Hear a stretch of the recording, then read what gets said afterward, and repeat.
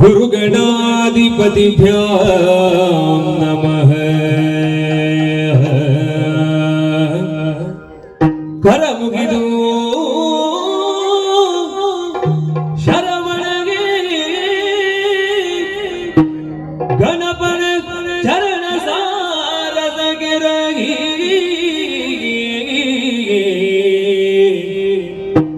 शिवनं स्मरिಸಿ ಶ್ರೀ ಅಣ್ಣಪ್ಪ ಸ್ವಾಮಿಗೆ ನುತಿಸಿ ಭಕ್ತಿಯಲ್ಲಿ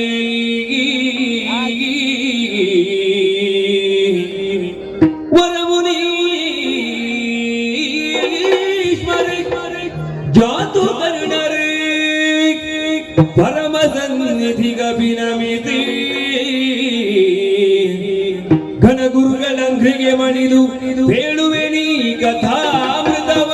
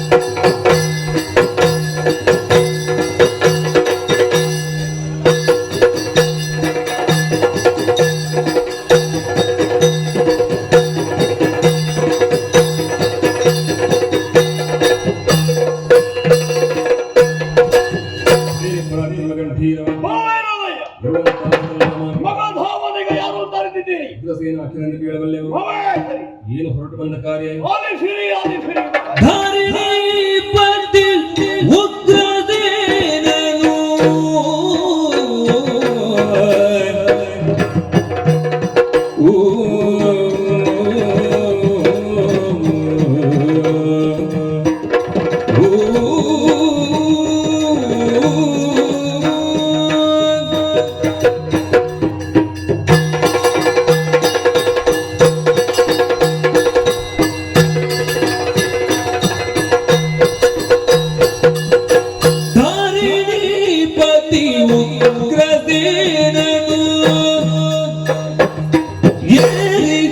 ಮಗದಾವನಿಗೆ ಕತ್ತೋಗಿ ಸಾರಿಯೋಲಗವಿತು ಮೆರೆದ ಪುರಾರಿಯದೆ ಸಾರಿಯೋಲಗವಿತು ಮೆರೆದ ಪುರಾರಿಯದೆ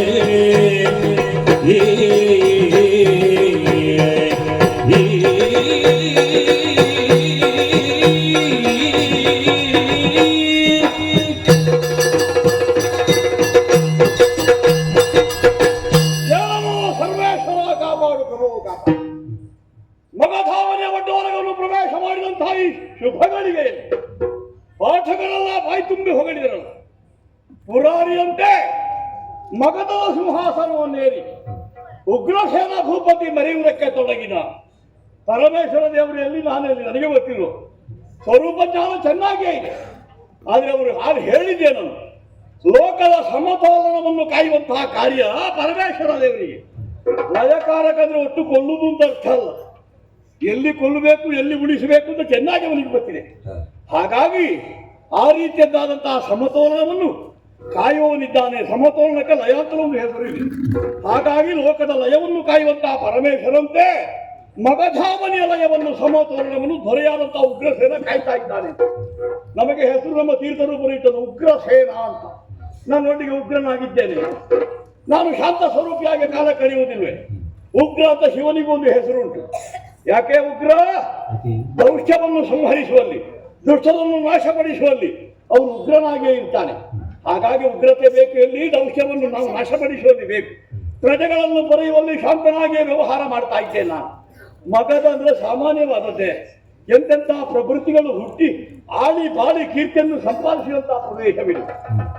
ಮಗಧ ಜರಾಸಂಧ, ಬೃಹದ್ರಥಂತಹ ವಿಕ್ರಮಿಗಳು, ಅದಕ್ಕಿಂತಲೂ ಪೂರ್ವದಲ್ಲಿ ರಾಮಾಯಣವೆಂಬಂತಹ ಮಹಾಕಾವ್ಯದಲ್ಲಿ ಒಂದು ಉತ್ತಮ ಪಾತ್ರ ಇದ್ರೆ ಅದು ಲಕ್ಷ್ಮಣನದ್ದು. ಆ ಲಕ್ಷ್ಮಣನಿಗೆ ಜನ್ಮ ಕೊಟ್ಟಂತಹ ಸುಮಿತ್ರೆಯದ್ದಾದಂತಹ ಜನ್ಮಭೂಮಿ ಇಲ್ಲಿಂದ ಹೋದವಳವಳು ದಶರಥನ ಹೆಂಡತಿಯಾಗಿ. ಹಾಗಾಗಿ ಅಂತ ಒಬ್ಬ ಸತ್ಪುತ್ರನನ್ನು ಪಡೆದು ಆ ಮಹಾಕಾವ್ಯದಲ್ಲಿ ಒಬ್ಬ ಉತ್ತಮ ಪಾತ್ರನಾಗಿ ಲೋಕಮುಖದಲ್ಲಿ ಕಾಣಿಸಿಕೊಂಡವ ಲಕ್ಷ್ಮಣ. ಅಂತಹ ಒಬ್ಬ ಮಹಿಮಾನ್ವಿತರೆಲ್ಲ ಹುಟ್ಟಿದಂತಹ ಪ್ರದೇಶವಿದು. ಅಂತಹ ಪ್ರದೇಶಕ್ಕೆ ಪರಂಪರಾನುಗತವಾಗಿ ಒದಗಿ ಬಂದಂತಹ ಅಧಿಕಾರ ಗದ್ದುಗೆಯನ್ನೇರಿ ಪ್ರಜಾವಸರನಾಗಿ ನಾನು ಕಾಲವನ್ನು ಕಳೆಯುತ್ತಾ ಇದ್ದೇನೆ. ನಾನು ಕೀರ್ತಿವಂತಾದ ದೊಡ್ಡಸ್ತಿಗೆ ಹೇಳಲಿಕ್ಕಿಲ್ಲ. ಮಂತ್ರಿಗಳು, ಪುರೋಹಿತರು ಮೊದಲಾದವರದ್ದಾದಂತಹ ಸಕಾಲಿಕವಾದಂತಹ ಸೂಚನೆಯನ್ನು ಕೇಳಿ ಪ್ರಜೆಗಳದ್ದಾದಂತಹ ಕ್ಷೇಮಕ್ಕೆ ಹೊಸ ಯೋಚನೆಗಳಿಂದ ಮುಂದುವರಿದ ಕಾರಣದಿಂದಾಗಿಯೇ ಸಮೃದ್ಧವಾದಂತಹ ಭೂಮಿಗೆ ದೊರೆಯಾಗಿ ಪ್ರಜಾವತ್ಸಲನಾಗಿ ವರ್ತಮಾನಕ್ಕೆ ಕಾಲ ಕಳೆಯುತ್ತಾ ಇದ್ದೇನೆ. ಕೇವಲ ರಾಜಕೀಯ ಮಾತ್ರ ನೋಡಿಕೊಂಡ್ರೆ ಸಾಲದು. ದೊರೆಯಾದವನು ಯೋಗ್ಯ ಕನ್ಯೆಯನ್ನು ಮದುವೆಯಾಗಿ ಯೋಗ್ಯ ಪುತ್ರರನ್ನು ಪಡೆಯಬೇಕು. ಯಾಕಂದ್ರೆ ವಿರಮಿಸಬೇಕಾದಂತಹ ಕಾಲಕ್ಕೆ ಯೋಗ್ಯ ಪುತ್ರನನ್ನು ಪ್ರಬುದ್ಧರನ್ನಾಗಿಸಿ ಪೀಠದಲ್ಲಿ ಕುಳ್ಳಿರಿಸಿ ವಾನಪ್ರಸ್ಥಾಶ್ರಮವನ್ನು ಕೈಗೊಳ್ಳಬೇಕೋ ಬೇಡವೋ. ಹಾಗಾಗಿ ಸತ್ಕುಲ ಪ್ರಸೂದೆಯಾದಂತಹ ಸುಶೀಲ ಎಂಬುವಳನ್ನು ಮದುವೆಯಾದರೆ ಒಬ್ಬರಲ್ಲ ಇಬ್ಬರಲ್ಲ 3 ಮಂದಿ ಮಕ್ಕಳು ನನಗೆ. ಗಂಡು ಮಕ್ಕಳಲ್ಲ, ಹೆಣ್ಣು ಮಕ್ಕಳು. ಹೆಣ್ಣಾದ್ರೇನು ಗಂಡಾದ್ರೆ ಸಿರಿ ಗೌರಿ ವಾಡಿಯರ ಆಗಿರುವಂತಹ 3 ಮಂದಿ ಮಕ್ಕಳು ವಿದ್ಯಾಬುದ್ಧಿಯನ್ನು ಕಲಿತು ಪ್ರಬುದ್ಧೆಯರಾಗಿ ನನ್ನ ಕಣ್ಣುಗಳಿಗೆ ನಿತ್ಯ ಹಬ್ಬವನ್ನುಂಟು ಮಾಡ್ತಾ ಇದ್ದಾರೆ. ಅವರು ನೋಡುವಾಗ ಪರಮ ಸಂತೋಷವಾಗುತ್ತದೆ.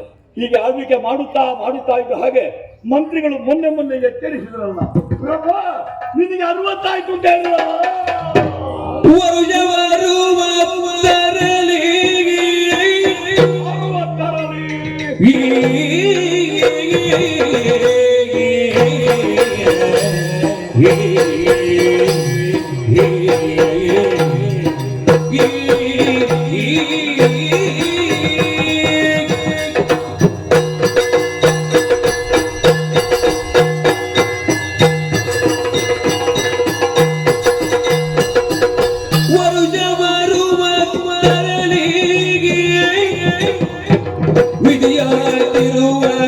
ಉತ್ಸವ ಮುಗಿಸಿ ವಿಧಿಯಾತಿರುವ ಉತ್ಸವ ಮುಗಿಸಿ ಭೂಮಿ ಮತರಳೆಗರ ಕರೆದಾಗ ಸಾಮದಿರವ ನೊರೆ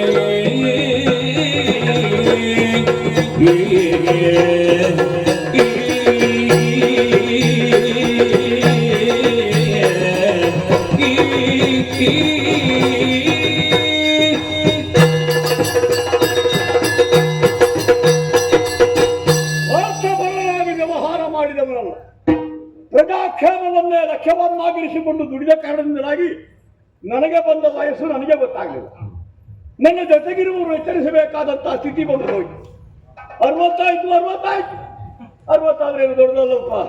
ಆದ್ರೆ ಹಾಗಲ್ಲ ಪ್ರಭು, ಕಾಲಕ್ಕೆ ಮಾಡಬೇಕಾದಂತಹ ಕರ್ತವ್ಯ ವಿಧಿ ಇತ್ಯಾದಿಗಳನ್ನು ಮಾಡಿ ಪೂರೈಸಲೇಬೇಕು ಅಂತ ಎಚ್ಚರಿಸಿದರು. 60ರಲ್ಲಿ ಆಗಬೇಕಂತ ಷಷ್ಠಪ್ತಮಿ ಮೊದಲಾದಂತಹ ವಿಶೇಷವಾದಂತಹ ಮಾರ್ಕಾಂಡೇಯ ಹೋಮ, ಮೃತ್ಯುಂಜಯ ಹೋಮ ಮೊದಲಾದವು ಇದೆಲ್ಲವನ್ನು ಮಾಡಿ ಪೂರೈಸಬೇಕು ಅಂತ ಎಚ್ಚರಿಸಿದ್ರಲ್ಲ. ಇನ್ನಿರುವಂತಹ ಶೇಷಾಯುಷ್ಯದಲ್ಲಿಯೂ ನಾನು ಆರೋಗ್ಯವಂತನಾಗಿರಬೇಕು ಎಂಬ ಉದ್ದೇಶವನ್ನು ಅವರೆಲ್ಲ ಹೊಂದಿದ್ದಾರೆ ಅಂತ ತಿಳಿಯಿತು. ಹಾಗಾಗಿ ವೈಭವದಿಂದಲೇ ಆ 60ರ ಸಂಭ್ರಮವನ್ನು ಮಾಡಿ ಪೂರೈಸಿದರು. ಬಹಳ ಮಂದಿಗಳು ಸೇರಿ ಆ ಕಾರ್ಯಕ್ರಮವನ್ನು ಬಹಳ ಸುಸೂತ್ರವಾಗಿ ಚಂದವಾಗಿ ನಡೆಸಿಕೊಟ್ಟಿದ್ದಾರೆ. ಒಂದು ಉತ್ಸವವೇ ನಡು ಹೋಯಿತು ನಮ್ಮದಾದಂತಹ ಮಗಧಾವನಿಯಲ್ಲಿ. ಹಾಗಾಗಿ ಅದೆಲ್ಲ ಪೂರೈಸಲ್ಪಟ್ಟಿದ್ದು. 60 ಅಂತಂದ್ರೆ ಮನುಷ್ಯನ ಜೀವನದಲ್ಲಿ ಒಂದು ಅವಧಿ. ಯಾಕೆ ಅವಧಿ? ಯಾಕೆ ನಾರದನಿಗೆ ಹುಟ್ಟಿದಂತ 60 ಮಂದಿ ಮಕ್ಕಳಂತೆ ಒಂದು ಕಾಲಕ್ಕೆ. ನಾರದ ಒಬ್ಬ ಹೆಣ್ಣಾದ ಸಂಸಾರ ಮಾಡಿದ 60 ಮಂದಿ ಮಕ್ಕಳನ್ನು ಪಡೆದ. ಆ ಮಕ್ಕಳದ್ದಾದಂತಹ ಉಪಟಳ ಸಹಿಸುವುದಕ್ಕೆ ಸಾಧ್ಯವಿಲ್ಲ. ಓ ನಾರಾಯಣ ಅಂತ ವೈಕುಂಠ ವಾಸಿಯಾದಂತಹ ನಾರಾಯಣನನ್ನು ಗೋ ಕರೆದರಂತ. ನನಗೆ ಸಾಕಪ್ಪ ಸಂಸಾರ, ನಾನು ಸನ್ಯಾಸಿ ಆಗಿರ್ತೇನೆ, ಬ್ರಹ್ಮಚಾರಿಯಾಗಿರ್ತೇನೆ. ಹಾಗಾಗಿ ಮರಳಿ ಪುರುಷ ವೇಷವನ್ನು ಧರಿಸಿದ ಕಾಲಕ್ಕೆ ಹುಟ್ಟಿಕೊಂಡಂತಹ ಮಕ್ಕಳಿಗೊಂದು ವ್ಯವಸ್ಥೆ ಬೇಕು. ಒಬ್ಬರಲ್ಲ ಇಬ್ಬರಲ್ಲ, ನಾರದನ ಸಂತಾನ 60 ಮಂದಿ ನೋಡಿ ಅವರಿಗೆಲ್ಲ ಒಂದು ವ್ಯವಸ್ಥೆ ಬೇಕಾಗಬೇಕು. ಪ್ರಭವ, ವಿಭವ, ಶುಕ್ಲ ಮೊದಲಾದಂತಹ ಹೆಸರನ್ನು ಹೊಂದಿದವರು. ಪರಾಭವ ಹೀಗೆಲ್ಲ ಹೆಸರು ಮಕ್ಕಳಿಗೆ. ಅಂತ ಮಕ್ಕಳನ್ನು ಸಂವತ್ಸರಾಭಿಮಾನಿ ದೇವತೆಗಳಾಗಿ ಆ ನಾರಾಯಣ ಸ್ವಾಮಿ ನೇಮಿಸಿದ. ಹಾಗಾಗಿ 60 ಮಕ್ಕಳು ಇರುವ ಕಾರಣ 60 ಎಂಬುದೊಂದು ಅವಧಿ, ಅದು ಮುಗಿದು ಮರಳಿ ಪ್ರಾರಂಭ ಆಗುವುದು ಅಲ್ಲಿಂದಲೇ ಮೊದಲಿಲ್ಲದೆ. ಹಾಗಾಗಿ ಆ ಕಾರ್ಯಕ್ರಮ ಎಲ್ಲ ಚಂದವಾಗಿ ಪೂರೈಸಲ್ಪಟ್ಟಿದೆ. ನನಗೂ ಸಂತೋಷ ಆಗುತ್ತಾ ಇದೆ. ಆದ್ರೂ ಹೊಣೆ ಎಲ್ಲ ನಿಭಾಯಿಸಬೇಕು ಅಂತ ಆಗುವಂಥದ್ದು 60 ಆಗುವಾಗ ಹೊಣೆಯನ್ನೆಲ್ಲ ಜಾರಿಸಿಕೊಳ್ಳುವುದು ಅಂತ ಅದನ್ನು ಮುಗಿಸಿಕೊಂಡು ಹೋಗಬೇಕು. ಯಾರಲ್ಲಿ ಮಾತನಾಡುವುದು ಹೇಳಬೇಕಾದ್ರೆ ಅವರಲ್ಲಿ ನನ್ನ ಉತ್ತರಾಧಿಕಾರಿಣಿ ಆಗಿರುವುದು ನನ್ನ ಹೆಣ್ಣು ಮಕ್ಕಳು. ಆದ ಕಾರಣ ಸಾವಕಾಶ ಮಾಡಬೇಡಿ. ಸಭೆ ಆದ್ರೇನು ಸಭೆಯಲ್ಲೇ ಮಾತಾಡುವ. ಇರುವಷ್ಟು ಮಂದಿ ಇರಲಿ. ನನ್ನ 3 ಮಂದಿ ಹೆಣ್ಣು ಮಕ್ಕಳನ್ನು ಬರಲಿಕ್ಕೆ ಹೇಳಿ.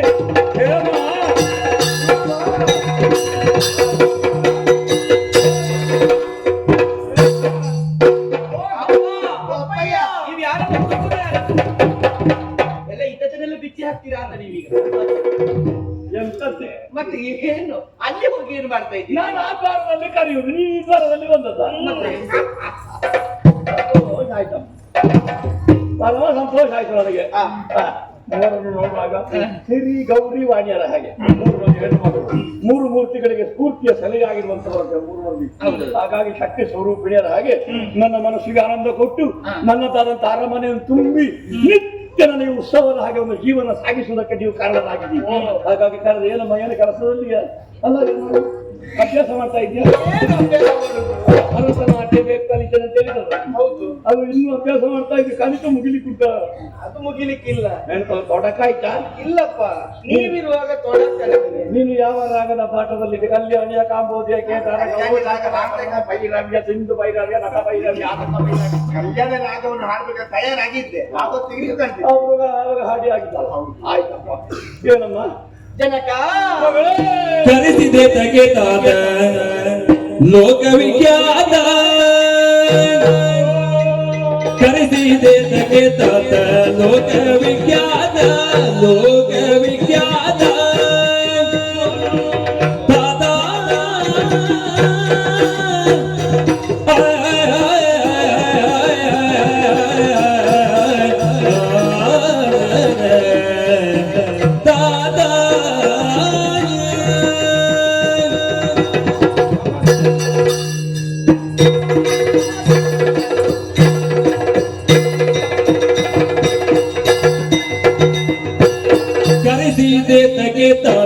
ಲೋಕವಿಖ್ಯಾತ, ಲೋಕವಿಖ್ಯಾತ ಅರಿಯದಾದೆವು ನಾವು ತಿಳುಗಿರಿ ಮಾತ, ಅರಿಯದಾದೆವು ನಾವು ತಿಳುಗಿರಿ ಮಾತ, ಲೋಕವಿಖ್ಯಾತ ತರಳೆಯರಿಯದೇನು ಕಾರ್ಯಗಳಿರುವುದೇ, ತರಳೆಯರಿಯದೇನು ಕಾರ್ಯಗಳಿರುವುದೇ, ಒರೆದಂತೆ ನೈವೇವು ನೀ ತಿಳುವುದಾದೆ, ಕರೆಸಿದೆ ತೆಗೆದಾದ ಲೋಕವಿಖ್ಯಾತ, ಲೋಕವಿಖ್ಯಾತ ಅರಿಯದಾದೆವು ನಾವು ತಿಳುಗಿರಿ ಮಾತ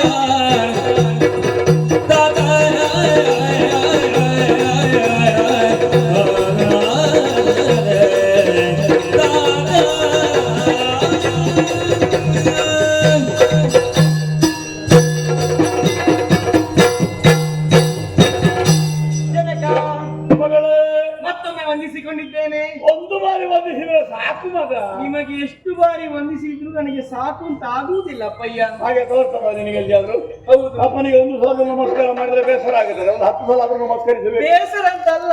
ನಮಸ್ಕಾರ ಪ್ರಿಯ ಯಾರು? ಯಾರು? ಭಾನು. ಹೌದು. ಅಭಿಷೇಕ ಪ್ರಿಯ ಯಾರು? ರುದ್ರ. ಅಲಂಕಾರ ಪ್ರಿಯ ಯಾರು? ವಿಷ್ಣು. ಮತ್ತೊಬ್ಬ ಇದ್ದಾನೆ ಯಾರು? ಕಲಹ ಪ್ರಿಯ ನಾರದ. ನಾರದೋ ಕಲಹ ಪ್ರಿಯ. ನನಗೆ ನಮಸ್ಕಾರ ಮಾಡಿದ್ರೆ ನಮಗೆ ಸಾಕೆನಿಸುವುದಿಲ್ಲ ಅಂತ. ಹಾಗೆ ಹಾಗೆ ಒಂದು ನನ್ನ ಕುರಿತಾದ ಭಕ್ತಿ ನಿನಗೆ. ಹೌದು. ಆಧಾರ. ಈಗ ನಾವು ಇಷ್ಟು ಸಂತೋಷದಲ್ಲಿ ಇದ್ದೇವೆ ಯಾಕೆ? ಯಾಕಮ್ಮ? ಮೊನ್ನೆ ನಿಮ್ಮ ಷಷ್ಠಿ ಪೂರ್ತಿ. ಹೌದಪ್ಪ. ಅಷ್ಟೇ ಷಷ್ಠಬ್ದ ಎಂತೆಲ್ಲ ಹೋಮ ಮಾಡಿದ್ರು ಪುರೋಹಿತರಲ್ವಾ? ಹೌದು. ಎಂತಹ ಕಾರ್ಯಕ್ರಮ. ನಾನೊಂದು ನಾಟ್ಯ ಮಾಡಿದ್ದು ನೀವು ನೋಡ್ಲಿಲ್ವಾ? ಹೌದಪ್ಪ. ಅವಳ ಹಾಡು ಸಂಗೀತ ಅವ್ರದ್ದು ಎಂತ ವಿಶೇಷವಾದಂತಹ ವೇದಿಕೆಯಲ್ಲಿ ನಿನ್ನ ನಾಟ್ಯ ವೈಭವ, ಇವಳ ಗಾನ ವೈಭವ. ಹಾಗೆ ಅಷ್ಟು ಸಂತೋಷದಲ್ಲಿ ಹ. ಈ ಅರಮನೆಯಲ್ಲಿ ಅತ್ತಿಂದ ಇತ್ತ ನಾವು ಸಂಚರಿಸ್ತಾ ಇದ್ದೇವೆ. ಹೌದು. ಸಂತೋಷ ನಮಗೆ ನಲೆದಾಡುತ್ತಾ ಇದ್ದೇವೆ. ಹ. ಆದ್ರೆ ಏನಮ್ಮ ಆಶ್ಚರ್ಯ ಕಾಣುತ್ತಾ ಇದ್ದೇವೆ. ಏನು ಆಶ್ಚರ್ಯ ನಿನಗೆ? ಈಗ ಯಾವತ್ತು ನಮ್ಮಲ್ಲಿ ಮಾತನಾಡುವುದಕ್ಕೆ ನೀವು ಬರುವಾಗ ಹ. ನಿಮ್ಮ ಸಭಾ ಕಾರ್ಯಕ್ರಮ ಎಲ್ಲ ಮುಗಿಸಿ ಹೌದು. ತದನಂತರ ನಮ್ಮ ಅಂತಪುರಕ್ಕೆ ಬಂದು ನಮ್ಮನ್ನು ಮಾತನಾಡಿಸುವುದು. ಬೇಗ ಬೇಗ ಸಭೆ ಮುಗಿಸುವುದು ನಾವು. ಹೌದು. ಯಾಕಂದ್ರೆ ನಿಮ್ಮ ಜೊತೆಗೆ ಚಕ್ಕಂದ ಮಾಡುತ್ತಾ ಕಾಲ ಕಳೆಯಬೇಕು. ನಮ್ಮನ್ನು ಮುದ್ದಿಸುವುದು ನೀವು. ಆದ್ರೆ ಏನಮ್ಮ ಇವತ್ತು ಆಶ್ಚರ್ಯವನ್ನೇ ಕಾಣುತ್ತಾ ಇದ್ದೇವೆ. ಏನು ಆಶ್ಚರ್ಯ? ಇಷ್ಟೇ ಜನ ಬರ್ತಾರೆ. ಎಷ್ಟು- ಸಭೆಗೆ ಬರ್ಲಿಕ್ಕೆ ಉಂಟು ಆಗಲಿಲ್ಲ. ಇಷ್ಟು ದೊಡ್ಡ ಈಗ ಸಭೆ. ಪ್ರಾರಂಭ ಆದಷ್ಟೇ ಅಲ್ವಾ? ಅದ ಹೌದು. ಹ. ಇಷ್ಟು ದೊಡ್ಡ ಸಭೆ. ಸಭೆಯಲ್ಲಿ ಜನ ಎಷ್ಟಿದ್ರು ನಮ್ಮ ವಿದ್ಯುತ್ ಜನರು ಬೇಕಾದ್ರೆ ಸಾಕು. ನಮಗೆ ಎಷ್ಟು ಜನ ಎಲ್ಲ ವಿದ್ಯುತ್ ಇಷ್ಟು ಜನ ಸಾಕು. ಆದ್ರೆ ಕೊನೆ ತನಕ ಕುಳಿತುಕೊಳ್ತಾರೆ ಅದ್ರಲ್ಲಿ ಹೋಗ್ಲಿಲ್ಲ. ಅವರು ಹೋಗುವುದಿಲ್ಲಪ್ಪ. ಹಾಗೆ ಹ. ಈ ಸಭಾ ಮಧ್ಯಭಾಗಕ್ಕೆ ಹ. ಮಕ್ಕಳೇ 3 ಮಂದಿ ನೀವು ಬನ್ನಿ ಎನ್ನುವುದಾಗಿ ಹೇಳಿದ್ದೀರಿ. ಅದಕ್ಕೆ ಆಶ್ಚರ್ಯ ಅಂತ. ನಾನು ಸಭೆಯಲ್ಲೇ ಮಾತಾಡ್ಬೇಕು ಅಂತ ಕಾರ್ತದೆ ನೀವು. ಹೌದು. ನಮ್ಮನ್ನು ಕರೆಸಬೇಕಾದ್ರೆ ಯಾವತ್ತು ಅಂತಪುರದಲ್ಲೇ ಮಾತನಾಡುದು. ಹೌದು. ನನ್ನ ಮಕ್ಕಳ ಪ್ರತಿಭೆ ಏನು, ನನ್ನ ಮಕ್ಕಳ ವಿದ್ಯೆ ಏನು, ಅವರ ಜ್ಞಾನ ಏನು, ಇದೆಲ್ಲ ಸಭೆಯವರಿಗೆ ನಮ್ಮ ನಾಗರಿಕರಿಗೆ ಗೊತ್ತಾಗಬೇಕೆಂಬ ಉದ್ದೇಶ ನನಗೆ. ಹೌದು. ನಮ್ಮನ್ನು ಕರೆಸಬೇಕಾದ್ರೆ ಹ. ಏನೋ ಒಂದು ಕಾರಣ ಇರಬೇಕೆನ್ನುವುದು ನನಗೆ ಸ್ಪಷ್ಟವಾಗುತ್ತಾ ಉಂಟು. ಕಾರಣವಿಲ್ಲದ ಕಾರ್ಯ ಇದೆಯೇ ಮಗಳ ಲೋಕದಲ್ಲಿ? ಇಲ್ಲ. ನೀವು ಕಾರಣ ಇಲ್ಲದೆ ಕರೆಯುವುದೂ ಇಲ್ಲ. ಹ. ಹಾಗಾಗಿ ಹ. ನಮ್ಮ ಮೂವರಿಂದ ಏನಾಗಬೇಕು ಹ. ನೀವು ಹೇಳಿದ್ರೆ ಹ. ತಟ್ಟನೆ ನಾವು ಮಾಡಿ ಪೂರೈಸ್ತೇವೆ. ಥಟ್ಟಂದು ಹೌದಪ್ಪ. ಮಾಡಿ ಪೂರೈಸುವೆ. ಹೌದೌದು. ನಿನಗೆ ಹೇಳಿ ಉಂಟೇನೆ? ನನಗೆ ಇಲ್ಲ. ಹೇಳುವುದನ್ನ ಹೇಳಿದೆ. ಅಕ್ಕ ಹೇಳಿದ ಮಾತು ನನ್ನ ಅಭಿಪ್ರಾಯಕ್ಕೆ ಅವರು ಮಾತಾಡುವುದೇ ಇಲ್ಲ. ಅವಳು ಮಾತಾಡುವುದೇ ಇಲ್ಲ. ಅದೇ ಅವಿರೋಧ ಇಲ್ಲ. ಗುಣಾಂಬವಳು ಮತ್ತೆ? ಸುಂದರಿ, ಇವಳು ರೂಪ ಸುಂದರಿ, ಹೌದು. ಇವಳು ಹೇಮ ಸುಂದರಿ. ಎಂತ ಕೋಮಲೆಯರು ಮಕ್ಕಳು ನಿಮ್ಮನ್ನು ನೋಡುವಾಗಲೇ ಕೋಮಲೆ. ಈಗ ವಿಷಯ ಪರಮ ಕೋಮಲಿ ಮಮ ಸುತೆಗೆರು ಕೇಳಿರಿ.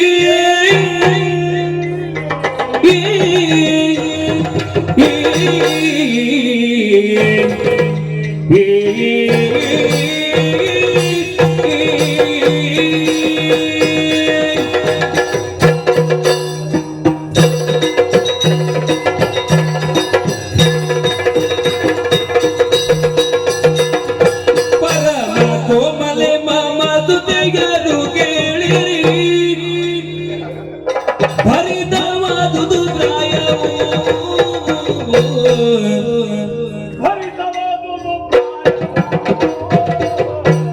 ಪರಿಕಿಸಿ ಯೌವನ ಜ್ಞಾನ ಸಂಪದದಿಂದ. ಪರಿಕಿಸಿ ಯೌವನ ಜ್ಞಾನ ಸಂಪದದಿಂದ ಮರೆವಿರಿ ನುಡಿದಿದ್ದವು ನುಡಿದಿದ್ದವು. ಪರಮ ಕೋಮಲೆ ಮಮ ಸುತೆಗೆರು ಕೇಳಿರಿ. ಭರಿತವಾದುದು ಪ್ರಾಯವು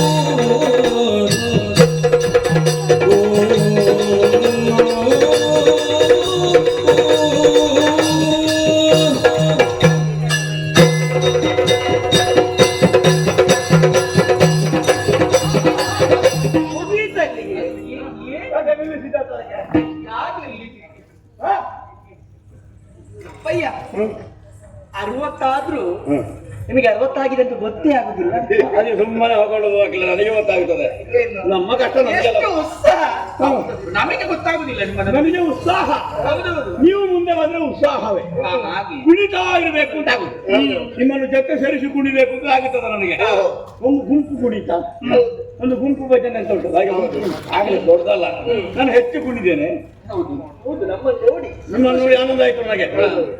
ಪರಮ ಕೋಮಲರಿದ್ದೀರಿ ನೀವು.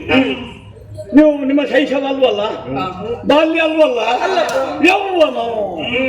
ಈ ಕಾಲಕ್ಕೆ ನಿಮ್ಮಲ್ಲಿ ಕರೆದು ಮಾತನಾಡಬೇಕಾದ್ರು ತಂದೆಯಾದವನಿಗೆ ಕರ್ತವ್ಯವೇ ಹೌದು. ಈಗ ಹುಡುಗರು ಅಂತಾದ್ರೆ ಯೌವನ ಬಂದಾಗ ಮತ್ತೆ ಸ್ನೇಹಿತರಾಗಿರುವುದೊಂದು ಶಾಸ್ತ್ರದ ಮಾತು ಉಂಟು. ತಂದೆ ಮಗ ಮತ್ತೆ ಸ್ನೇಹಿತರ ಹಾಗೆ. ಆದ್ರೆ ನೀವು ಹಾಗೆ ಸ್ನೇಹಿತೆಯರ ಹಾಗೆ ಮಕ್ಕಳೇ. ಹೆಣ್ಣು ಮಕ್ಕಳು ಎಂಬ ಕಾರಣಕ್ಕಾಗಿ ನಾನು ನಿಮ್ಮನ್ನು ಅವಗಣಿಸಿದ್ದುಂಟ? ನೀವು ವಿದ್ಯಾಬುದ್ಧಿಯನ್ನು ಹೊಂದಬೇಕು, ಸರ್ವ ಸಮರ್ಥರಾಗಬೇಕು. ಲೋಕಮುಖದಲ್ಲಿ ಎಲ್ಲವರು ಒಬ್ಬ ಮಹಾರಾಜ ಇಷ್ಟು ಮಕ್ಕಳಿಗೆ ಕಲಿಸಿದ್ದಾರೆ ಸಂಸ್ಕಾರ ಅಂತ ಹೇಳಬೇಕೆಂಬ ಉದ್ದೇಶದಿಂದಲೇ ಗುರುಮಠಕ್ಕೆ ಕಲಿಸಿಕೊಟ್ಟದಲ್ಲ. ಹೆಣ್ಣು ಮಕ್ಕಳು ಗುರುಮಠಕ್ಕೆ ಹೋಗುವ ಕಾಲವ ಇದು ಅಲ್ವೇ ಅಲ್ಲ. ಹಾಗಾಗಿ ಗುರುಗಳನ್ನು ಇಲ್ಲಿಗೆ ಬರಿಸಿ ನಿಮಗೆ ಯೋಗ್ಯ ವಿದ್ಯಾಭ್ಯಾಸಕ್ಕೆ ವ್ಯವಸ್ಥೆ. ಆವಾಗ ವಿದ್ಯೆಯಲ್ಲಿ ಇನ್ನು ಹೆಚ್ಚು ಬೇಕು ಅಂತ ನೀನು ಹೇಳಿದವಳು. ನಾನು ಸ್ವಲ್ಪ ಭರತನಾಟ್ಯ ಅಭ್ಯಾಸ ಮಾಡ್ತೇನೆ, ಭರತ ಮುನಿಯಿಂದ ಬಂದ ಕಲೆ, ನೀ ಭರತನಾಟ್ಯ ಮಾಡ್ತೇನೆ. ಮತ್ತೆ ಅವಾಗ ಅವಳು ಹೇಳ್ತಾಳೆ ನಾನು ಸ್ವಲ್ಪ ಸಂಗೀತ ಕಲಿತೇನೆ ಅಂತ.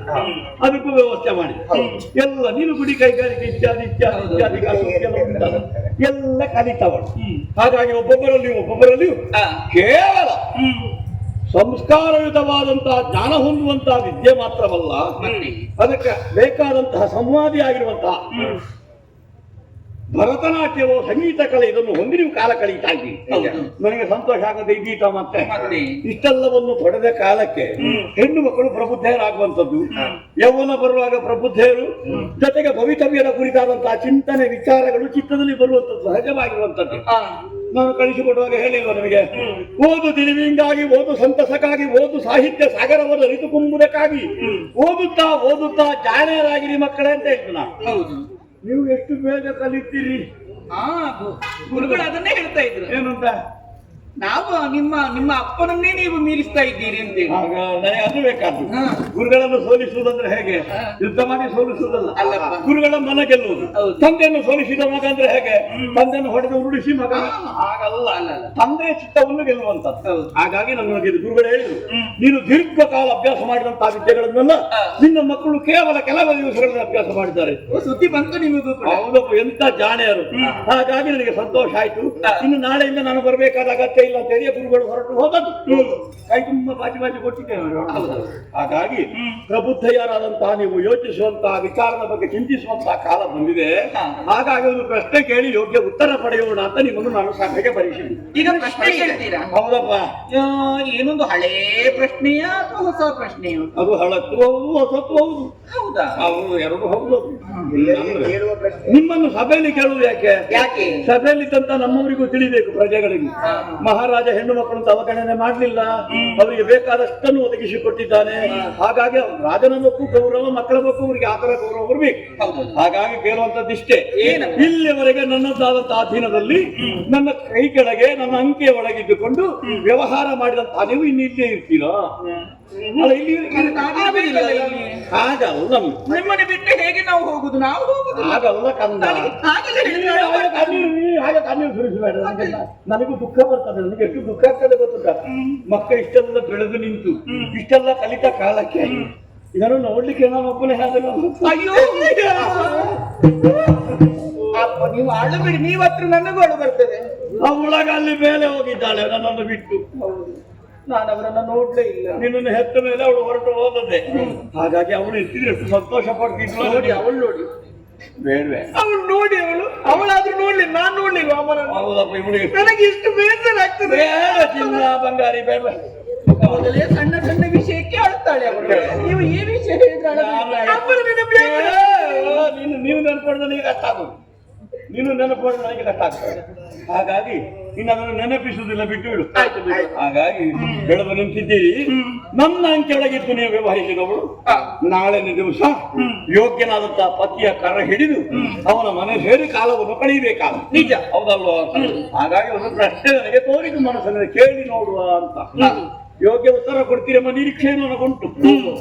ಬೆಳೆಸಿ ದೊಡ್ಡವರನ್ನಾಗಿಸಿ ಯೋಗ್ಯ ಪತಿಯನ್ನು ಅರಸಿ ಅವನ ಜೊತೆಗೆ ಮದುವೆ ಮಾಡಿಸಿ ಅವನ ಮನೆಗೆ ಕಳುಹಿಸಿಕೊಡು. ಹಾಗಾಗಿ ಇಲ್ಲಿಯವರೆಗೆ ಬೆಳೆಸಿ ನಿಲ್ಲಿಸಿದಂತಹ ತಂದೆ ದೊಡ್ಡವನು ಅಲ್ಲ, ನಾಳೆ ಕೈ ಹಿಡಿದು ಅವನ ಸೇವೆ ಮಾಡುವ ಕಾಲಕ್ಕೆ ಆ ಪತಿ ದೊಡ್ಡವನು. ಹೆಣ್ಣಿನ ಬಾಳ್ವೆಯಲ್ಲಿ ತಂದೆ ದೊಡ್ಡವನು ಅಲ್ಲ, ಗಂಡ ದೊಡ್ಡವನು. ಇದು ನನಗೆ ಬೇಕಾದ ಪ್ರಶ್ನೆ. ಅಷ್ಟೇ. ಅಯ್ಯ, ಅವಳ ಸ್ವರವೇ ಅಷ್ಟೇ. ಇದು ಸುಲಭದ ಪ್ರಶ್ನೆ, ನನ್ನ ಪ್ರಶ್ನೆ ಕೇಳಿದ್ದಾರೆ. ಒಂದು ಗುರುತರವಾದ ಪ್ರಶ್ನೆ ಕೇಳಿದೆ ಅಂತ ಸಮಾಧಾನದಲ್ಲಿದೆ. ಇಷ್ಟೇ ನಾನು ಉತ್ತರ ಕೊಡ್ತೇನೆ. ಸುಲಭ. ಹೌದೇ? ಹಾಗಾದ್ರೆ ಹೇಳು. ಹೇಮಸೋದರಿ ನುಡಿದಳೆಯಗೆ ಜೀವನವ ರೂಪಿಸಿ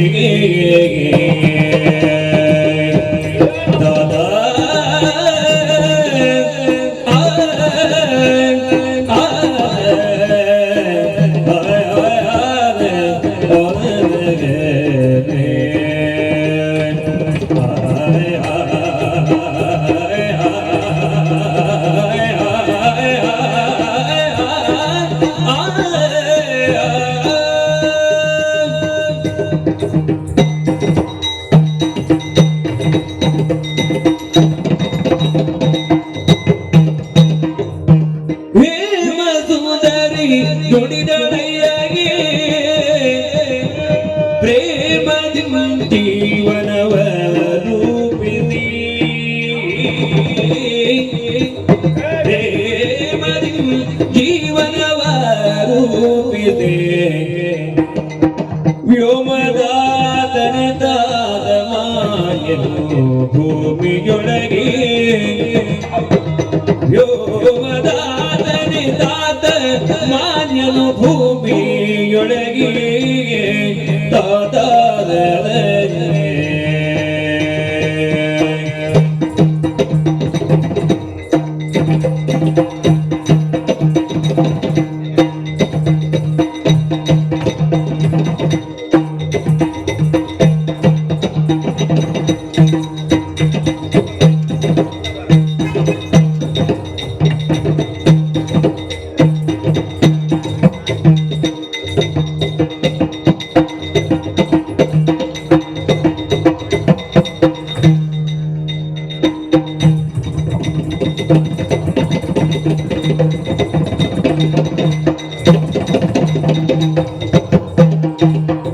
ವ್ಯೋಮನಾಥನಿದಾತ ಮಾನ್ಯನು ಭೂಮಿಯೊಳಗೆ ಹೇಮ ಸುಂದರಿ ನುಡಿದಳಯ್ಯಗೆ ಪ್ರೇಮ ಜೀವನವ ರೂಪಿಸಿ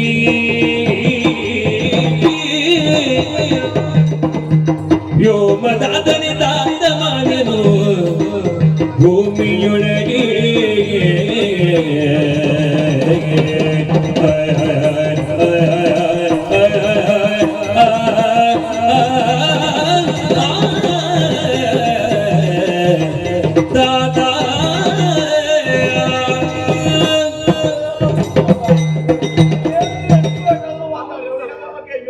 ಅವಳು ಆವಾಗಿಂದ ಮಾತಾಡೋದ್ರಲ್ಲೇ ಇದ್ದಾಳೆ. ಹಾಗಲ್ಲ ಅಂತ. ಅಪ್ಪ ಅವಳಲ್ಲಿ ಏನು ಮಾತಾಡುದು? ಈಗ ಉತ್ತರ ಕೊಡ್ಲಿಕ್ಕೆ ನಾನಲ್ಲ ಇರುದು. ಸರದಿ ನಿನ್ನದ ಮತ್ತೆ ನಾನು ದೊಡ್ಡವಳಲ್ವಾ? ಹೌದಮ್ಮ, ಅಲ್ಲ ನೋಡ್ಲಿಕ್ಕೆ ಇವಳು ದೊಡ್ಡವಳಾಗಿ ಇದ್ದಾಳೆ.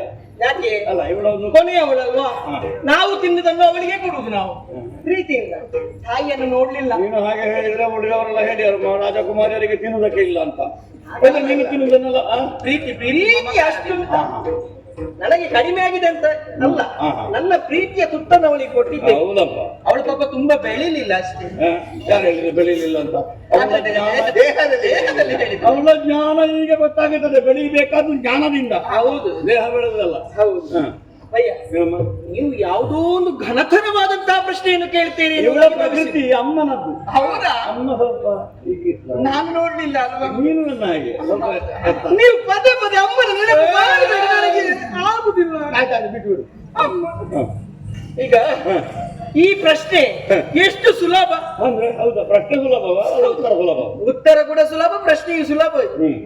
ಈಗ ಈ ಸಭೆಯಲ್ಲಿ ಯಾರಾದ್ರೂ ಸಣ್ಣ ಮಕ್ಕಳು ಇದ್ರೂ ಕೂಡ ತಟ್ಟನೆ ಎದ್ದು ಬಂದು ಇದಕ್ಕೆ ಉತ್ತರ ಕೊಡ್ತಾರೆ. ಹಾಗಾದ್ರೆ ನನ್ನ ಪ್ರಶ್ನೆ ಅಷ್ಟೇ, ಮಕ್ಕಳಿಗೆ ಉತ್ತರ ಕೊಡಿಸುವಷ್ಟು ಹಾಗಲ್ಲ. ಉತ್ತರ ಗೊತ್ತುಂಟು ಅಂತ ಎಲ್ಲರ ಬಾಯಲ್ಲಿ ಹೇಳಬಲ್ಲರು. ಹೇಳವಲ್ಲ. ಹಾಗಾಗಿ ನಾನು ಪ್ರಹ್ಲಾದ ಒಮ್ಮೆ ಕೇಳಿದ್ರಂತೆ ಗುರುಗಳಲ್ಲಿ, ಬೀಜ ಮೊದಲು ವೃಕ್ಷ ಮೊದಲು ಅಂತ. ಗುರುಗಳಿಗೆ ಉತ್ತರ ಕೊಡ್ಲಿಕ್ಕೆ ಆಗಲಿಲ್ಲ.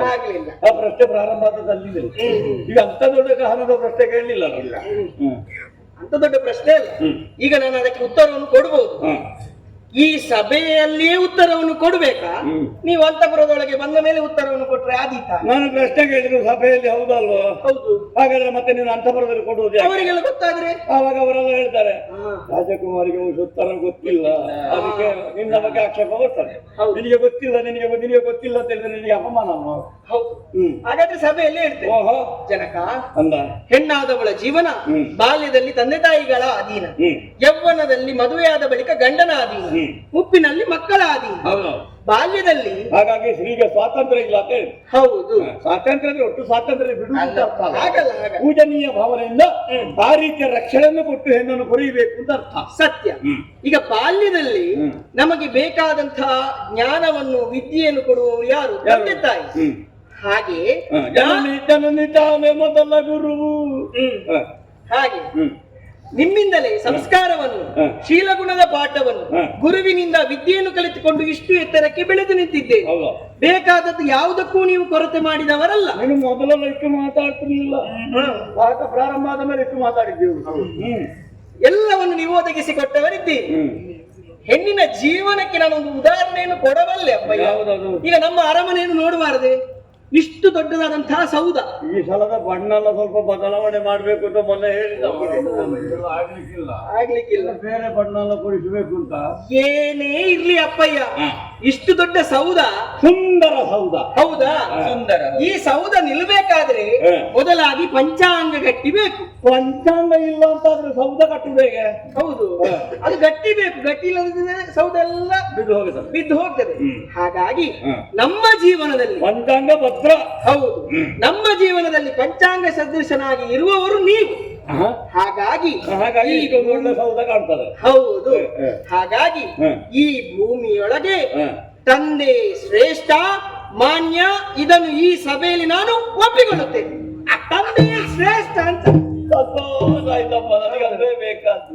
ಒಳ್ಳೆ ಯೋಚನೆ ಉಂಟು, ಒಳ್ಳೆ ವಿಚಾರ ಶಕ್ತಿ ಉಂಟು ನಿನಗೆ. ಹೌದು, ನೀನು ಕಲಿತದ್ದು ಸುಮ್ಮನೆ ಆಗಲಿಲ್ಲ. ಯೋಗ್ಯ ಉತ್ತರ ಕೊಟ್ಟರೆ ಸಭೆಯಲ್ಲಿ ಸಂತೋಷ ಆಯ್ತು. ಮತ್ತೆ ಹೌದಪ್ಪ, ನನಗೆ ನನ್ನ ಪಾಲಿಗೆ ಈ ಉತ್ತರ ಒಪ್ಪಣೆ ಕೊಟ್ಟಾಗಯ್ಯ. ನಮ್ಮ ಅಭಿಪ್ರಾಯ ಬೇಡವೇ? ಅಲ್ಲ, ಸಾಕು, ನಾನು ಹೇಳಿದ್ ಸಾಕಲ್ವಾ? ನೀನು ಹೇಳಿದ ಸಾಕು, ಒಳ್ಳೆದಾಗಿದೆ. ನನ್ನದೊಂದು ಅಭಿಪ್ರಾಯ ಉಂಟು. ರೂಪ ನಿನಗೆ ಹೇಳಿಕೊಟ್ಟಮ್ಮ. ಹೌದು ಜನಕ, ವಿನಯನೋದಿಗೆ ಬಾಳು ಭಾಗ್ಯಕ್ಕೂ ಜನಕನಿಗೆ ಅನುಕೂಲಿಸುವನದ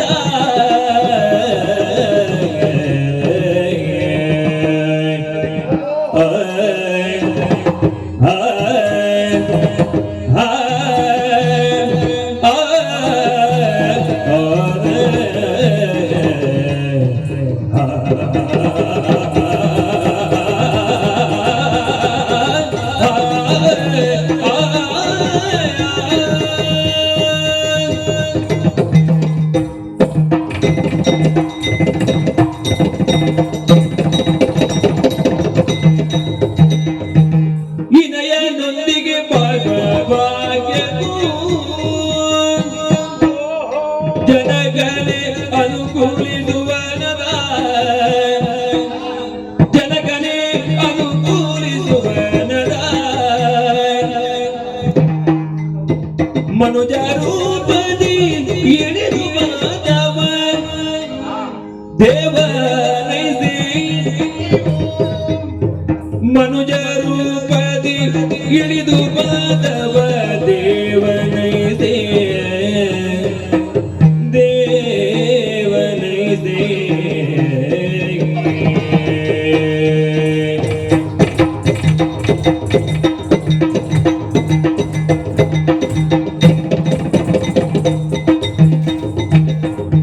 ಮನುಜ ರೂಪದಿ ಇಳಿದು ಬಂದವ ದೇವನೈಸೆ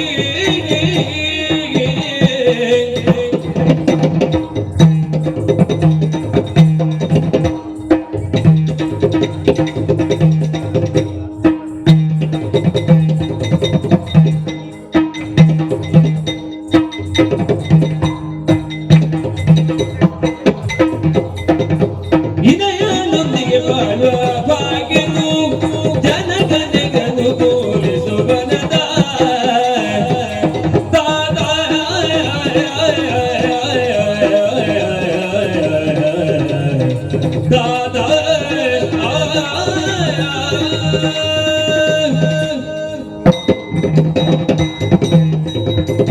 ಜನಕ, ಅಂದ ಮಗದನ್ನೇ ವಂದಿಸಿಕೊಳ್ಳುತ್ತಾ ಇದ್ದೇನೆ. ಅದು ಮಗಳ ಎಷ್ಟು ಬಾರಿ ವಂದಿಸುವುದು. ನಿನಗೆ ನಿನಗೆ ಆಶೀರ್ವಾದ ಮಾಡಿ ಮಾಡಿ ಸಾಕಾಯ್ತು. ಹಾಗಲ್ಲಪ್ಪಯ್ಯ, ಎಂತದ್ದೆ? ನಿನಗೆ ಎಷ್ಟು ಬಾರಿ ನಮಸ್ಕರಿಸಿದ್ರು ಸಾಕು ಅಂತ ಆಗುವುದಿಲ್ಲ. ಅವ್ರು ಹೇಳಿದ್ದನ್ನೇ ವಂದಿಸಿ ವಂದಿಸಿ ವಂದಿಸಿ ಪಾದ ಸೌದೋದಿತ್ತಾಗಿ ವಂದಿಸಿ. ಇಲ್ಲಪ್ಪ, ಹಾಗೆ ಸದಿದ್ರೆ ಯಾಕೆ ಸದು ಹೋಗ್ಬಿಟ್ಟು. ಜನಕ, ಅಮ್ಮ ನಮ್ಮ ಮುಂದೆ ಪ್ರಶ್ನೆ ನಿಮ್ಮದು. ಹೌದು ಜನಕ ಶ್ರೇಷ್ಠನೋ ಅಥವಾ ಗಂಡು ಶ್ರೇಷ್ಠನೋ ಎಂಬುದಾಗಿ. ಹೌದು. ನಮಗೆ ಬೇಕಾದಂತಹ ಸಕಲ ವಿದ್ಯೆಗಳನ್ನು ಕಲಿಯುವುದಕ್ಕೆ ಅನುಕೂಲ ಮಾಡಿಕೊಟ್ಟವರು ಯಾರು? ನಾನೇ. ಹೌದು ತಾನೆ? ಹೌದು. ಅಷ್ಟು ಮಾತ್ರವಲ್ಲ, ನೀವು ತಂದೆಯಾದವನಿಗೆ ಯೋಗ್ಯ ಶಕ್ತಿ ಇಲ್ಲ ಅಂತ ಆದ್ರೆ ಮಾವನು ಇನ್ನುಳಿದವರು ಬೇರೆಯವರು ಕಳಿಸ್ತಾರೆ ವಿದ್ಯಾಭ್ಯಾಸಕ್ಕೆ ವ್ಯವಸ್ಥೆ ಮಾಡುತ್ತಾರೆ. ಹೌದಲ್ವಾ? ಆದ್ರೂ ನಮ್ಮ ತಂದೆಗೆ ಶಕ್ತಿ ಉಂಟು. ಅದಕ್ಕಾಗಿ ನಮಗೆ ಬೇಕಾದಂತ ಎಲ್ಲವನ್ನು ಸಕಾಲಕ್ಕೆ ಒದಗಿಸಿಕೊಟ್ಟವರಿದ್ದೀರಿ. ಅರಮನೆಯಲ್ಲೇ ವ್ಯವಸ್ಥೆ ಮಾಡಿದೆ ನಾನು. ಹೌದು. ಅಷ್ಟು ಮಾತ್ರವಲ್ಲ, ಮಾನವ ರೂಪದ ದೇವರು ನೀವು ಧರಿಗಿಳಿದವರು. ಹೌದು, ಏನು ಹೇಳಿದ್ದವರು ನೆರೆಗಿಳಿದು ಬಂದವರು ನೀವು ದೇವರು ಅಂತ. ಭಗವಂತ ಮತ್ಸ್ಯ ಕೂರ್ಮ ವರಾಹ ನರಸಿಂಹ ಅಂತೆಲ್ಲ ಅವತಾರ. ನಮ್ಮ ಪಾಲಿಗೆ ನೀವು ನಮ್ಮ ದೇವರು. ಪಾಲಿಗೆ ನೀವು ದೇವರು ಎಂಬುದಾಗಿ ನಾನೊಂದು ಅವತಾರ ಅಂತ ಹೇಳಿ ನನಗೆ ಅವತಾರ ಅಲ್ಲಪ್ಪಯ್ಯ. ಈಗ ನಿಮ್ಮನ್ನ ಅವತಾರ ಪುರುಷ ಅಂತ ಹೇಳಿದ್ದೆ ನಾವು. ಅಲ್ಲ ಇವಳು ಧರೆಗಿಳಿದು ಬಂದಂತ ಭಗವಂತ ಅಂತ ನಾವು ಹಾಗೆ ತಿಳ್ಕೊಂಡಿದ್ದೇವೆ. ನಮ್ಮ ತಂದೆ ನಮಗೆ ಯಾವಾಗಲೂ ದೇವರಿಗೆ ಸಮಾನ. ಅದು ಹೇಳಿದ್ದಾಗ ಮಾತೃದೇವ ಭವ ಪಿತೃದೇವ ಭವ ಆಚಾರ್ಯ ದೇವ ಭವ ಅಂತ ಹೇಳಿದ್ದಲ್ವಾ. ಜನಕ ಮಗಳೇ, ಈ ಹೊತ್ತಿಗೆ ಹ. ನನಗೆ ನನ್ನ ತಂದೆಯೇ ಶ್ರೇಷ್ಠ ಎಂಬುದಾಗಿ ಹೇಳ್ತಾ ಇದ್ದೇನೆ. ಅದಕ್ಕೊಂದು ಕಾರಣ ಬೇಕಲ್ಲ. ಏನು ಕಾರಣ? ಅಲ್ಲ, ತಂದೆ ಶ್ರೇಷ್ಠ ಅಂತ ಒಂದು ಕಾರಣ ಬೇಕಲ್ಲ ಅಂತ. ಏನ್ ಕಾರಣ? ಯೋಗ್ಯನಾದಂತ ಒಬ್ಬ ಗಂಡನನ್ನು ಮನಸ್ಸಿ ಹ. ಮದುವೆ ಮಾಡಿಸುವುದಕ್ಕೂ ಒಬ್ಬ ಗಂಡ ಬೇಕು. ಹಾಗಲ್ಲ, ಮತ್ತೆ ಯೋಗ್ಯ ಹ. ನಿನ್ನ ಭವಿತವ್ಯಕ್ಕೆ ಅವನು ಬೇಕಾದನ್ನು ಒದಗಿಸಬಲ್ಲ ಹ. ಎಂಬ ತರ್ಕ ಬುದ್ಧಿಯಿಂದ ಹ. ನಿನಗೆ ಅವನನ್ನು ಮದುವೆ ಮಾಡಿಸಿ ಕಳಿಸಿಕೊಡ್ತೇನೆ. ಹೌದು. ಅವನ ಜೊತೆಗೆ ಜೀವನ ಸಾಗಿಸುವುದಕ್ಕೆ, ಹ. ಅವನನ್ನೇ ನಾನು ಆರಿಸುವುದಕ್ಕೆ ಹ. ಕಾರಣ ಸ್ಥಾನದಲ್ಲಿರುವವ ಯಾರು? ತಂದೆ. ಅವ ಹೇಗಿದ್ದಾನೆ ಏನು ಎಂಬುದಾಗಿ ತಿಳ್ಕೊಳ್ಬೇಕು ಮೊದಲ. ಆ ನಿಲುಮೆಯಲ್ಲಿಯೂ ಹ. ತಂದೆ ಶ್ರೇಷ್ಠ ಅಂತ ಹೇಳುವುದು ಸತ್ಯ. ಒಟ್ಟು ವಿಷಯ ಅವಳು ಹೇಳಿದ್ದೆ ಬಂತೀಗ. ವಿಷಯ ಅದೇ. ಹ. ಈಗ ತಂದೆಯಾದವನು ಹ. ಹೆಣ್ಣು ಮಕ್ಕಳು ಬಡವರ ಮನೆ ಸೇರ್ಬೇಕು ಅಂತ ಬಯಸ್ತಾನ? ಇಲ್ಲವಾ? ನನ್ನ ಮಗಳು ಶ್ರೀಮಂತರ ಮನೆಯನ್ನೇ ಸೇರ್ಬೇಕು. ಶ್ರೀಮಂತಲ್ಲ, ಸಂತೋಷವಾಗಿರ್ಬೇಕು, ಒಳ್ಳೆ ಹೌದು. ವಿಕ್ರಮಿಯಾಗಿರ್ಬೇಕು, ವಿದ್ಯಾವಂತನಾಗಿರ್ಬೇಕು. ವಿದ್ಯಾವಂತನಾಗಿರ್ಬೇಕು, ಒಳ್ಳೆ ಸಮೃದ್ಧನಾಗಿರ್ಬೇಕು. ಎಷ್ಟು ಕಷ್ಟ ಆದ್ರೂ ಕೂಡ ಅಂತವನನ್ನೇ ಹುಡುಕಿ ಮದುವೆ ಮಾಡುದು ಯಾರು? ತಂದೆ. ನಿನಗೆ ಯೋಗ್ಯನನ್ನಾರು ನಿನಗೆ ಯೋಗ್ಯನನ್ನಾರು ಮದುವೆ ವ್ಯವಸ್ಥೆ ಮುಂದೆ ಬೇಗ ಮಾಡ್ತೇನೆ. ಆಯ್ತು. ಏನು ಹೊರಟದ್ದೆ ನೀವು ಹಾಗಿದ್ರೆ? ನಮ್ಮ ಇಬ್ಬರ ಅಭಿಪ್ರಾಯ ಆಯ್ತು. ಇನ್ನೊಂದು ಕೂಡ ಅದೇ. ನಿನ್ನಲ್ಲಿ ವಿರೋಧ ಉಂಟ ಮಗಳೇ? ಅದಕ್ಕೆ ಅವರಿಬ್ಬರನ್ನು ಅನುಸರಿಸಿ ಜೀವನ ಸಾಗಿಸಿದವಳು ನೀನು. ಇಷ್ಟರವರೆಗೆ ಹಾಗೆ ನಿನ್ನ ಯೋಗ್ಯತೆ, ನಿನ್ನ ಗುಣ ನನಗೆ ಗೊತ್ತಿಲ್ವ ಗುಣ. ಹಾಗಾಗಿ ನಿನ್ನ ವಿರೋಧ ಹೇಳಲಿಕ್ಕಿಲ್ಲ ಅಂತ ಗೊತ್ತಾಯ್ತು. ಅಪ್ಪ ತಂದೆ ಶ್ರೇಷ್ಠ ಅಲ್ವಾ? ಅಲ್ಲ, ಈ ವಿಷಯದಲ್ಲಿ ಸ್ವಲ್ಪ ನನ್ನದು ಬೇರೆ ವಿಷಯವಿದೆ. ಅಭಿಪ್ರಾಯ ಹೌದೌದು. ಇವರ ಅಭಿಪ್ರಾಯ ಅಲ್ಲ, ಆಹಾ, ಬೇರೆ ಅಭಿಪ್ರಾಯ. ಹೌದೌದು. ಹೌದೇ? ಹಾಗಾಗಿ ಇವರು ಪಕ್ವವಾಗಿ ಮಾತನಾಡುವುದು ಅಂತ ಭಾವಿಸಿದ್ರು ನಾನು. ಆ, ಅವರಿಬ್ಬರಿಗಿಂತಲೂ ಚಿಕ್ಕವಳಾದಂತಹ ನಿನ್ನಲ್ಲಿ ಒಂದು ಮತಭೇದ ಉಂಟು ಅಂತ ಆಯ್ತು. ಅಂದ್ರೆ ವಿಷಯಗಳು ಬೇರೆ ಉಂಟು ನನ್ನಲ್ಲಿ, ಅದನ್ನ ಹೇಳಬಹುದು ಎನ್ನುವ ಹಾಗೆ ನಾನು ಆಲೋಚನೆ. ನನಗೆ ಕೇಳುವ ಕುತೂಹಲ ಉಂಟು. ಹೌದಾ? ಆಹಾ. ತಾತ ಹೇಳು ಚಿನ್ನ, ಹೇಳು. ಲಾಲಿ ಪುದಿಲೆ ತಾತ ಬೇಳುವೆ ಬಾಲಿ ಸಣ್ಣವಳೆ ನೋತ ಬೇಳುವೆ ಸಣ್ಣವಳೆ ಏನೋತ ತಾತ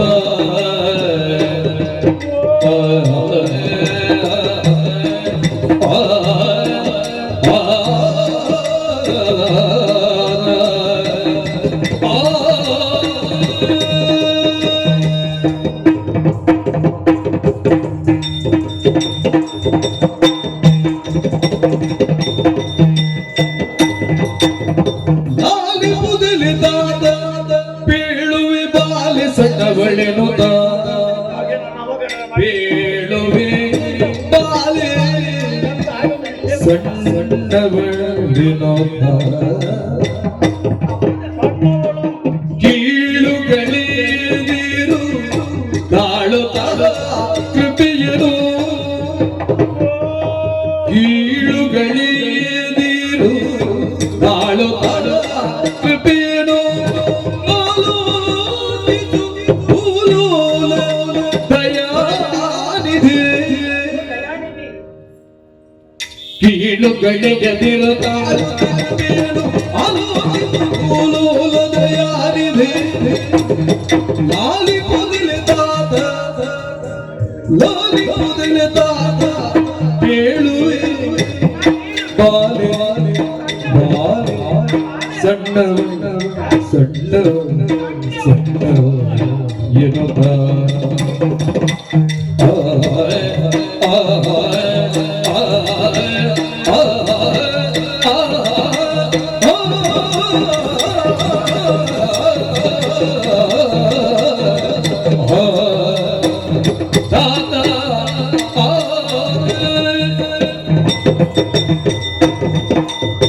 ಅಪ್ಪ, ಎಷ್ಟು ನಾವೀನ್ಯತೆ ಬಂದರು ಗುರುಗಳ ಕೆಲವೊಂದು ಹೆಜ್ಜೆ ಬಿಟ್ಟು ಹೋಗ್ಲಿಕ್ಕಿಲ್ಲ. ಇಲ್ಲ ಇಲ್ಲಪ್ಪ, ಗುರುಗಳ ಹೆಜ್ಜೆ ಬಿಡ್ಲಿಕ್ಕೆ ಆಗುತ್ತದ? ಮೊದಲಾಗಿ ಪದದ್ವಯಗಳಿಗೆ ಅಭಿವಂದಿಸಿಕೊಂಡವಳು. ಒಳ್ಳೇದಾಗ್ಲಿ ಒಳ್ಳೇದಾಗ್ಲಿ ಒಳ್ಳೇದಾಗ್ಲಿ ತಂದೆ, ಅಂದ. ನೀವು ಎಷ್ಟು ಒಳ್ಳೆದಾಗಿ ಅಂತ ಹೇಳ್ತೀರೋ ಅಷ್ಟು ನಮಗೆ ಶ್ರೇಯಸ್ಸಾಗುತ್ತದೆ ಎನ್ನುವುದು ನಾವು ತಿಳಿದುಕೊಂಡಿರ್ಬೇಕು. ನಾನು ಮನದುಂಬಿ ಹೇಳುವುದಲ್ಲ. ಹೌದಲ್ವೇ? ಹಾಗೆ ಅಕ್ಕಂದಿರಿಬ್ಬರು ಕೂಡ ಒಂದೊಂದು ಬಗೆಯಲ್ಲಿ ಉತ್ತರವನ್ನ ಕೊಟ್ಟವರು. ಹೌದಾ? ಅದರ ತಾತ್ಪರ್ಯ ಏನು ಎನ್ನುವ ಹಾಗೆ ನೋಡಿದ್ರೆ ಒಟ್ಟಿನಲ್ಲಿ ಅರ್ಥ ಒಂದೇ, ತಂದೆ ಶ್ರೇಷ್ಠ. ಹೌದಲ್ವೇ? ಹೌದು. ಹಾಗೆ ನನ್ನ ಕೂಡ ವಿಚಾರ ಅದೇ ಇರಬಹುದು ಎನ್ನುವ ಹಾಗೆ ನೀವು ನೋಡುವುದಕ್ಕೆ ಮುಂದಾದವರು. ಅದಲ್ಲದೆ ಮತ್ತೆ ಬೇರೆ ಸ್ವಲ್ಪ ಬೇರೆ ವಿಷಯಗಳನ್ನು ಹೇಳುವ ಅಂತ ನಾನು ಆಲೋಚನೆ ಮಾಡಿ. ವಿಷಯ ಬೇರೆ ಬರುವುದು ಅಷ್ಟೇ. ಹೌದು. ಲಕ್ಷ್ಯ ಒಂದೇ. ಅಲ್ಲಪ್ಪ, ಲಕ್ಷ್ಯವೂ ಸ್ವಲ್ಪ ಬೇರೆಯಾಗಿ ಉಂಟು ನನ್ನದು. ಹೌದೇ? ಹೌದೌದು. ಹೌದು. ಯಾಕಂದ್ರೆ ವಿದ್ಯಾಭ್ಯಾಸ ಹೊಂದುವ ಜ್ಞಾನ ಒಬ್ಬರಿಗಿಂತ ಒಬ್ರು ಅಧಿಕ, ಒಬ್ರು ವಿಭಿನ್ನವಾಗಿರ್ಬಾರ್ದು ಅಂತ ಏನಿಲ್ವಲ್ಲ. ಈಗ ನಮ್ಮ ಕೈಯನ್ನೇ ನಾವು ಪರೀಕ್ಷೆ ಮಾಡಿದೆವು ಅಂತಾಗಿದ್ದರೆ ಯಾಕೆ ಕೈ ಪರೀಕ್ಷೆ ಮಾಡೋಕೆ ಹಾಗಲ್ಲ ಹೇಳಿ. ಮತ್ತೆಂತದ್ದು? ಬೆರಳುಗಳೆಲ್ಲ ಒಂದೇ ರೀತಿಯಾಗುಂಟೆ. ಒಂದೇ ರೀತಿಯಲ್ಲಿ ಇದ್ದದ್ದು ಕೈಯಾಗಿ ಕಾಣ್ತಾರ. ಹೌದಲ್ವೇ? ಹಾಗೆ ಅದು ಕೈ ಹೀಗಿದ್ರೆ ಚಂದ ಅಲ್ವಾ? ಅದೌದು. ಹಾಗೆ ಸರಿ ಸಮ ಆಗಿದ್ರೆ ನೋಡ್ಲಿಕ್ಕೆ ಚಂದ ಉಂಟು. ವಿಷಯಗಳೆಲ್ಲವೂ ಕೂಡ ಒಂದೇ ರೀತಿಯಾಗಿ ಇರಬೇಕು ಎನ್ನುವ ಹಾಗೆ ಶಾಸ್ತ್ರವಲ್ಲ. ಒಬ್ಬೊಬ್ಬರ ತಿಳುವಳಿಕೆಗೆ ಒಂದೊಂದು ರೀತಿಯಲ್ಲಿ ಅದನ್ನ ಕೆಲವರು ಅರ್ಥ ಮಾಡಿಕೊಂಡು ಹೋಗುವ ಬಗ್ಗೆ ಕೆಲವು ಎಷ್ಟು ವೇದ, ಎಷ್ಟು ಶಾಸ್ತ್ರ, ಎಷ್ಟು ಉಪನಿಷತ್ತುಗಳು, ಎಷ್ಟು ವಿಚಾರದ ಕುರಿತಾದಂತಹ ಗ್ರಂಥಗಳು ಹೌದಲ್ವೇ? ಅಧ್ಯಯನ ಮಾಡುವಾಗ ಬೇರೆ ಬೇರೆ ಬೇರೆ ಬೇರೆ ಬೇರೆ ಬೇರೆ ಬರ್ತದೆ. ಹಾಗೆಯೇ ಇರುವಂತಹ ಮಜಲುಗಳು ಬೇರೆ ಉಂಟು. ತಂದೆ, ಅಪ್ಪ ಶ್ರೇಷ್ಠ ಎನ್ನುವುದನ್ನು ಒಪ್ಪಿಕೊಳ್ಳುತ್ತೇನೆ, ಒಪ್ಪಿಕೊಳ್ಳುವುದಿಲ್ಲ ಅಂತ ಹೇಳಿ ಅಲ್ಲ. ಒಬ್ಬರ ಜೀವನ ಎನ್ನುವುದು ಸಂಪೂರ್ಣವಾಗಬೇಕು ಅಂತಾಗಿದ್ದರೆ ಅಪ್ಪನಾದವನ ಪಾತ್ರ ಎನ್ನುವುದು ಬಹು ಮುಖ್ಯವಾದ ಪಾತ್ರವೇ ಸರಿ. ಅಪ್ಪನನ್ನು ಬಿಟ್ಟು ಯಾರು ಕೂಡ ವ್ಯವಹರಿಸುವುದಕ್ಕೆ ಸಾಧ್ಯ ಇಲ್ಲ, ಆಗುವುದಿಲ್ಲ ಅಂತ. ಜನ್ಮಕ್ಕೆ ಕಾರಣನಾದವನಲ್ವೇ? ಜನ್ಮಕ್ಕೆ ಕಾರಣನಾದವನ ಸ್ಥಾನವನ್ನು ಎಲ್ಲಿಯವರೆಗಾಗಿ ಇಟ್ಟುಕೊಳ್ಳಬೇಕು ಅಲ್ಲಿಯವರೆಗೆ ಇಡಲೇಬೇಕು. ಅದವರಿಗೆ ಶ್ರೇಯಸ್ಕರವಾದ ವಿಚಾರ. ಮುಂದೆ ಬಂದ ಆಲೋಚನೆಯನ್ನು ಮಾಡಲಿದ್ದಾಗಿದ್ದರೆ ನಾನು ಕೈ ಹಿಡಿಯುವಂತಹ ಪತಿ, ಆ ಪತಿಯನ್ನ ಕರಗ್ರಹಣ ನಾನು ಮಾಡಿಕೊಡಬೇಕು ಅಂತಾಗಿದ್ದರು ಅದಕ್ಕೆ ಮೂಲ ಕಾರಣ ಯಾರು ಕೇಳಿದ್ರೆ ತಂದೆ. ಎಷ್ಟೆಲ್ಲ ಉಂಟು, ಜಾತಕ ಪರಿಶೀಲನೆ ಆಗಬೇಕು, ಮತ್ತೆ ಅವರ ಪೂರ್ವಾಪರ ನೋಡ್ಬೇಕು, ಅವರ ಹಿನ್ನೆಲೆಯನ್ನು ನೋಡ್ಬೇಕು, ವಂಶ ಗೌರವ ತಿಳಿಯಬೇಕು. ಎಲ್ಲ ತಿಳಿದು ತಿಳಿದು ತಿಳಿದು ಆಮೇಲೆ ಕೊಡುತ್ತೆ. ಹೌದು. ಹಾಗೆ ಅಲ್ಲಿ ಒಂದು ವಿಚಾರ, ಒಂದು ಶಾಸ್ತ್ರದಲ್ಲಿ ಒಂದು ಮಾತುಂಟಂತೆ, ಕೊಟ್ಟ ಹೆಣ್ಣು ಕುಲದಿಂದ ಹೊರಗೆ ಎನ್ನುವ ಹಾಗೆ ಮಾತೌದು. ಅಂದ್ರೆ ಅವಳಿಗೆ ಈ ಕುಲ ಇಲ್ಲ ಅಂತ. ಹೌದಲ್ಲ? ಅವಳಿಗೆ ಆ ಕುಲ ಅಂತ ಮದುವೆಯಾದ ಬಿಟ್ಟೇ ಬಿಡುದು ಅಂತ ಅರ್ಥ ಅಲ್ಲ. ಚಿನ್ನ ನೀವು ಹಾಗೆ ಹೇಳುವಾಗ ಹಾಗಲ್ಲ. ಹೆಣ್ಣಾದವಳಿಗೆ ಮತ್ತೊಂದು ಎದುರುಂಟು, ಏನು? ಉಭಯ ಕುಲ ಉದ್ಧಾರಿಣಿ. ಹೌದು. ದೀಪಗಳಾಗಿ ಇರಬೇಕು ಅವಳು. ಈ ಕುಲವನ್ನು ಬೆಳಗಬೇಕು, ಹೋದ ಕುಲವನ್ನು ಅವಳು ಬೆಳಗಬೇಕು. ಆ ದೃಷ್ಟಿಯಲ್ಲಿ ನಾನು ಆಲೋಚಿಸುವುದಕ್ಕೆ ಹೋದೆ ಅಂತಾಗಿದ್ದರೆ ಮದುವೆಯಾದ ಬಳಿಕ ಇನ್ನೊಂದು ಮನೆಯನ್ನು ನಾನು ಪ್ರವೇಶ ಮಾಡಿದ ಮೇಲೆ ಆ ಮನೆಯ ಉದ್ಧಾರವಾಗಬೇಕು ಎನ್ನುವ ಹಾಗೆ ಸದಾ ಕಾಲ ನಾನು ಬಯಸಬೇಕು. ಆ ಮನೆಯಲ್ಲಿರುವವರೆಲ್ಲರೂ ಕೂಡ ಸದಾ ಕಾಲ ಸಂತುಷ್ಟ ಮಾನಸರಾಗಿ ವ್ಯವಹರಿಸಬೇಕು ಎನ್ನುವ ಹಾಗೆ ನಾನು ಬಯಸಬೇಕು. ಗಂಡನಾದವನು ಸದಾ ಕಾಲ ನನಗೆ ಅನುಕೂಲನಾಗಿರಬೇಕು ಎನ್ನುವ ಹಾಗೆ ನಾನು ಬಯಸಿದ್ರೆ ಅದು ತಪ್ಪಾಗ್ಲಿಕ್ಕಿಲ್ಲ. ಗಂಡನಿಗೂ ಕೂಡ ನಾನು ಅನುಕೂಲಿಯಾಗಿ ವ್ಯವಹರಿಸಬೇಕಾಗುತ್ತದೆ. ಆ ದೃಷ್ಟಿಯಲ್ಲಿ ನೋಡುವುದಕ್ಕೆ ಹೋದ್ರೆ ಒಂದು ಎರಕ. ಹೌದು. ನನಗೆ ಯಾವುದೇ ಒಂದು ಸಮಸ್ಯೆಗಳು ಬಂತು ಅಂತಾಗಿದ್ದರೆ, ವಿಘ್ನ ವಿಢೂರಾದಿಗಳು ಒದಗಿತು ಅಂತಾಗಿದ್ದರೆ ಅದನ್ನು ಹೇಳಿಕೊಳ್ಳಬೇಕಾದದ್ದು ಗಂಡನಲ್ಲಿಯೇ ವಿನಃ ತಂದೆಯಲ್ಲಿ ಅಲ್ಲ. ಕೆಲವು ಮಕ್ಕಳು ಓಡಿಕೊಂಡು ಬರ್ತಾರಪ್ಪನ ಮನೆಗೆ, ನನಗೆ ಹಾಗಾಯ್ತಪ್ಪ ಅಲ್ಲ. ಇಲ್ಲಿ ಅಲ್ವೇ ಮದುವೆ ಆದ ಮೇಲೆ ನೋಡಿದ್ದೇನೆ. ಅಲ್ಲಿ ಗಂಡನ ಮನೆಯಲ್ಲಿ ಏನಾದ್ರು ತೊಡಕು ಬಂತಂದ್ರೆ ಬರ್ತದೆ ತವರು ಮನೆಗೆ, ಮತ್ತೆ ಅಪ್ಪನಲ್ಲೇ ದೂರು. ಅದು ಈ ಗಂಡನಲ್ಲಿ ಕೆಲವರು ಸಮಸ್ಯೆ ಹುಡುಕುವವರು ಅಂತೇಳಿ ಇರ್ತಾರೆ, ಅಂತವರು ಮಾತ್ರ ಓಡಿ ಬರುವುದು. ಆದ್ರೆ ನಾನು ಹಾಗಲ್ಲ. ಯಾವುದೇ ಸಮಸ್ಯೆ ಬಂದರೂ ಕೂಡ ಗಂಡನಲ್ಲಿ ಹೇಳ್ತೇನೆ, ಗಂಡನಲ್ಲಿಯೇ ಪರಿಹಾರವನ್ನ ಕಂಡುಕೊಳ್ತೇನೆ. ನನಗೆ ತಲೆ ಬಿಸಿಕೊಳ್ಳುವುದಿಲ್ಲ, ಇಲ್ಲವೇ ಇಲ್ಲ. ಅಲ್ಲೇ ನಿಭಾಯಿಸಿಕೊಳ್ತೇನೆ. ನಿಮಗೊಂದು ಅದಕ್ಕೊಂದು ಉದಾಹರಣೆಯನ್ನು ನಾನು ಕೊಡಬಲ್ಲೆ. ಅದ್ಯಾವುದು? ಈ ದೊಡ್ಡದಾದಂತಹ ಕಾಡಿನ ಒಳಗೆ ಒಂದು ಪೊದೆಯ ಹಾಗೆ ಬೆಳೆದುಕೊಳ್ಳುವಂತದ್ದು ಬಿದಿರು. ಯಾವುದಕ್ಕೂ ಉಪಯೋಗ ಇಲ್ಲ. ನೀನು ಬಿದಿರಿನ ಕಥೆ ಎಲ್ಲ ಹೇಳಬೇಕು ಈಗ. ಬಿದಿರು ಬಿದಿರು ಅದು ಕೆಲವು ಹೆಚ್ಚಾಗಿ ಅಪರ ಕ್ರಿಯೆಗಳಿಗೆ ಪ್ರಯೋಗ ಅಲ್ಲ. ಅದು ಬಿಡೋಣ, ತಪ್ಪರಾಗ್ಲಿಕ್ಕೆ ಬಿದಿರು ಬೇಕು. ಹೌದು, ಅದು ವಿಷಯ ಬಿಡೋಣ.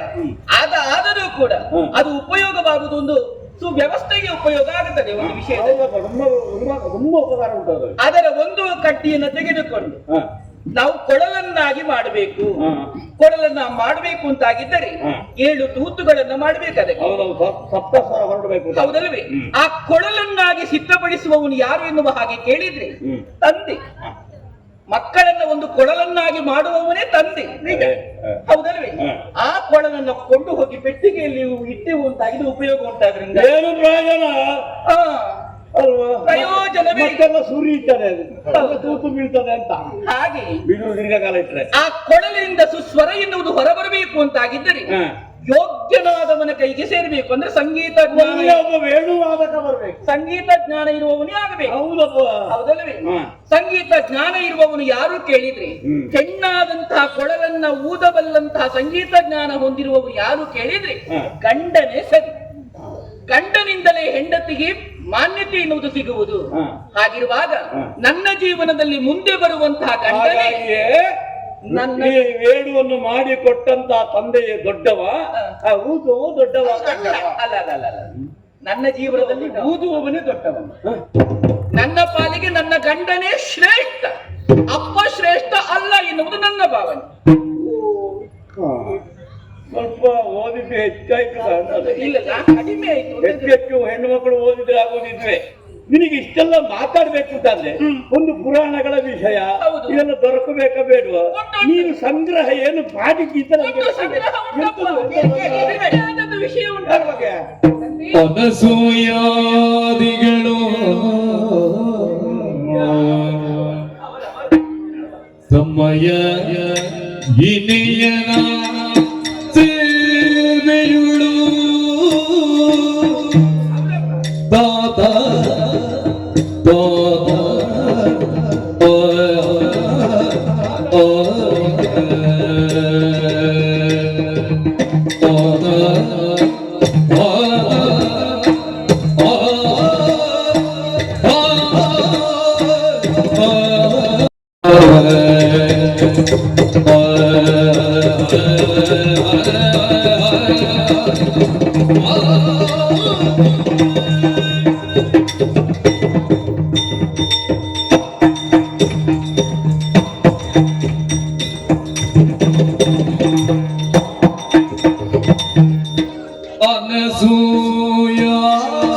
ಅನಸೂಯಾದಿಗಳು ತಮ್ಮ ಇನಿಯನ ಸೇವೆಯುಳು ತಮ್ಮಯ ಇನಿಯನ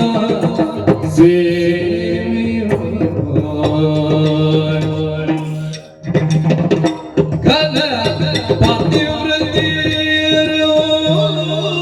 ದಿನಿಸುತ್ತ ಮೆರೆದು ಘನ ಪತಿವ್ರತಿಯರು ಎನಿಸುತ್ತ ಮೆರೆದರು ಎನಗೆ ಅವರವರಂದದಿ ದಿನ ಕಳೆಯುವ ಮನ ಎನಗೆ ಅವರವರಂದದಿ ದಿನ ಕಳೆಯುವ ಮನ ಪುದಿಲಿ ತಾತ ಪೀಳು ಬಾಲೆ ಬಾ ಸಣ್ಣವಳ ಏನೋ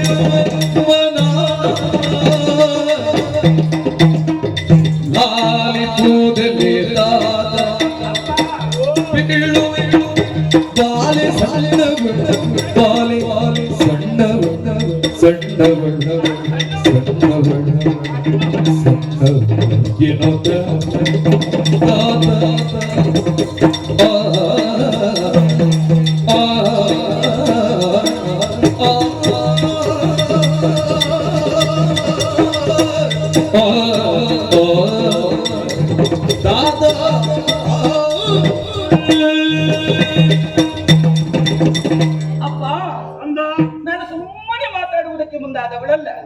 ಒಂದು ಮಾತಾಡಬೇಕು ಅಂತಾಗಿದ್ದರೆ ಅದಕ್ಕೆ ಪೂರ್ವ ಹಿನ್ನೆಲೆಯಲ್ಲಿ ಯಾವ ವಿಷಯಗಳು ಉಂಟು ಎನ್ನುವುದನ್ನು ಸ್ವಲ್ಪ ನಾವು ಆಲೋಚನೆ ಮಾಡಿ ಮಾತಾಡಬೇಕಾಗಿದೆ. ಒಂದು ವಿಷಯ ಹೇಳಬೇಕಿದ್ರೆ ಅದನ್ನು ಸಮರ್ಥಿಸುವುದಕ್ಕೂ ಬೇಕಾದಂತಹ ಆಳವಾದ ಜ್ಞಾನ ಬೇಕು. ಹೌದು, ನನ್ನಲ್ಲಿ ಆಳವಾದ ಜ್ಞಾನ ಉಂಟು ಎನ್ನುವ ಹಾಗೆ ಭಾವಿಸಿಕೊಳ್ಳಿಲ್ಲ. ತಕ್ಕ ಮಟ್ಟಿಗೆ ತಿಳಿದುಕೊಂಡಿದ್ದೇನೆ ಎನ್ನುವ ಒಂದು ಭಾವನೆ ಉಂಟು. ಅದಕ್ಕೆ ಬೇಕಾಗಿ ಅದಕ್ಕೆ ಎಷ್ಟು ಬೇಕು ಅಪೂರಕ ವಿಷಯಗಳನ್ನೊಂದು ಹೇಳಬಲ್ಲೆ ನಾನು. ಏನಿದೆ ಆಧಾರ? ತಂದೆ ಎಲ್ಲಿಂದ ಆಧಾರ? ಉಂಟು. ಕೊಡ್ತೇನೆ. ಹಾ. ಈ ಹಿಂದೆ ಹಾಗೆ ಹೋದಂತಹ ಹಾ. ಅದೆಷ್ಟೋ ಋಷಿ ಮುನಿಗಳೆಲ್ಲರೂ ಕೂಡ ಹಾ. ಸದಾಕಾಲ ಯಾಗ ಯಜ್ಞಾದಿ ಸತ್ಕಾರ್ಯಗಳನ್ನು ಮಾಡುವುದರ ಮುಖೇನವಾಗಿ ಲೋಕ ಕಲ್ಯಾಣಕ್ಕೆ ಬೇಕಾಗಿ ತನ್ನ ಜೀವನವನ್ನೇ ಮುಡಿಪನ್ನಾಗಿಟ್ಟುಕೊಂಡವರನ್ನು ಹೇಳಿದ್ದೇನೆ ಅವರು ಹ್ಮ್. ಸರ್ವೇ ಜನ ಸುಖಿನೋ ಭವಂತು ಹೌದು. ಲೋಕ ಸಮಸ್ತ ಸುಖಿನೋ ಭವಂತು. ಹಾ. ಅವರೆಲ್ಲರೂ ಕೂಡ ಹಾಗೆ ತೊಡಗಿಸಿಕೊಳ್ಳಬೇಕು ಅಂತಾಗಿದ್ದರೆ ಹಾ. ಅವರ ಒಟ್ಟಿಗಿರುವಂತಹ ಸತಿಯಂದರೂ ಕೂಡ ಹಾ. ಅವರಿಗೆ ಅನುಕೂಲಿಯಾಗೇ ಇದ್ದಾರೆ. ಪ್ರತಿಯೊಬ್ಬ ಮಹಾಪುರುಷನ ಹಿಂದೆಯೂ ಒಬ್ಬ ಹೆಣ್ಣಿದ್ದೇ ಇರ್ತಾಳೆ ಇರ್ತಾಳೆ. ಹೌದಲ್ವೇ? ಪೂರ್ತಿಯಾಗಿ. ಹೌದು. ಆ ಸ್ಫೂರ್ತಿಯ ಶಿಲೆ ಯಾರು ಎನ್ನುವ ಹಾಗೆ ನಾನು ಆಲೋಚಿಸಿ ಅಂತಾಗಿದ್ರೆ ಹಾ. ಅತ್ರಿ ಮಹರ್ಷಿಗಳು, ಓಹೋ. ಅವರ ಹೆಂಡತಿ ಹಾ. ಅನಸೂಯಾದೇವಿ. ನಮೋ ನಮ. ಅತ್ರಿ ಅನುಭವಿಯರು ಹೌದು. ಆದರ್ಶ ದಂಪತಿಗಳು ಲೋಕದಲ್ಲಿ. ಹೌದಲ್ವೇ? ಸದಾಕಾಲ ಹಾ. ಗಂಡನಿಗೆ ಅನುಕೂಲಿಯಾಗಿ ವ್ಯವಹರಿಸಿದವಳು. ಹಾ. ಯಾವುದೇ ಒಂದು ವಿಚಾರ ಮಾಡುವುದಕ್ಕಿಂತ ಮುಂಚಿತವಾಗಿ ಗಂಡನ ಆಶೀರ್ವಾದವನ್ನು ಪಡೆದುಕೊಂಡು ಗಂಡನ ಅನುಮತಿಯನ್ನು ಪಡೆದುಕೊಂಡು ಹಾ. ವ್ಯವಹರಿಸುವವಳು ಅವಳು. ಹಾ. ಅವಳು ಗಂಡನ ಸೇವೆ ಮಾಡುವುದರಂತಹ ಪರಿಣಾಮದಿಂದಲಾಗಿ ಅವಳು ಗಳಿಸಿದಂತಹ ಒಂದು ವಿಶಿಷ್ಟವಾದ ಶಕ್ತಿ ಯಾವುದು ಎನ್ನುವ ಹಾಗೆ ಹೇಳಿದ್ರೆ ಹಾ. ಮೂರು ಮೂರ್ತಿಗಳನ್ನು ತನ್ನ ಮಕ್ಕಳನ್ನಾಗಿಸಿ ತೂಗಿದವಳವಳು. ಓ. ಹೌದಲ್ವೇ? ಅಂತಹ ಒಂದು ಪತಿವ್ರತೆಯ ಸ್ಥಾನವನ್ನ ಪಡೆದುಕೊಳ್ಳಬೇಕು ಅಂತಾಗಿದ್ದರೆ ಹಾ. ಯೋಗ್ಯವಾದದ್ದು ಅವಳಿಗೆ ಒದಗಿ ಬಂದಂತಹ ವಿಚಾರ ಯಾವುದು ಕೇಳಿದ್ರೆ ಗಂಡನ ಸೇವೆ ಮಾಡಿದ ಫಲ. ಹಾ, ಹಾ, ಹಾ, ಹಾ. ಇವಳ ಸಾಧನೆ ಅಲ್ಲ. ಹೌದಲ್ಲಪ್ಪ.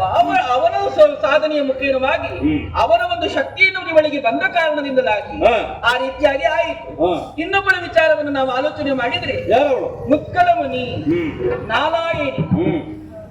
ಅವರು ಸದಾಕಾಲ ಕುಷ್ಠರೋಗ ಪೀಡಿತನಾದವನು. ಹಾ. ಅವನ ಸೇವೆಯನ್ನು ಇವಳು ಸದಾ ಮಾಡ್ತಾ ಇದ್ರು. ಒಂದು ಸಮಯದಲ್ಲಿ ಪರೀಕ್ಷೆ ಮಾಡಬೇಕೆನ್ನುವ ಕಾರಣಕ್ಕೆ ಬೇಕಾಗಿ ತನ್ನಲ್ಲಿರುವಂತಹ ಕುಷ್ಠರೋಗದಿಂದ ಬರುವಂತಹ ಚರ್ಮವನ್ನೇ ಕಿತ್ತು ಉಣ್ಣುವಂತಹ ಅನ್ನಕ್ಕೆ ಹಾಕಿಕೊಟ್ಟ ಕಾಲದಲ್ಲಿ ಹೇಸಿಗೆಯ ಭಾವನೆ ಇಲ್ಲದೆ ಪತಿ ಸೇವೆ ಎನ್ನುವುದನ್ನು ಒಂದು ದೃಷ್ಟಿಯನ್ನಾಗಿಟ್ಟುಕೊಂಡು ಅದನ್ನು ಪ್ರಸಾದ ಎನ್ನುವ ಹಾಗೆ ಸ್ವೀಕರಿಸಿಕೊಂಡವಳು ಪರಮ ಪತಿವ್ರತೆ ಎನ್ನುವ ಹಾಗೆ ಲೋಕ ಮಾನಿಸಿದೆ. ಅಂತಹ ಒಂದು ಲೋಕ ಮಾನಿಸಬೇಕು ಅಂತಾಗಿದೆ ಅವಳ ವ್ಯವಹಾರ ಹೇಗಿತ್ತು ಎನ್ನುವುದನ್ನು ಆಲೋಚನೆ ಮಾಡಬೇಕು. ಗಂಡನ ಸೇವೆ ಮಾಡಿದ್ದಾಳೆ.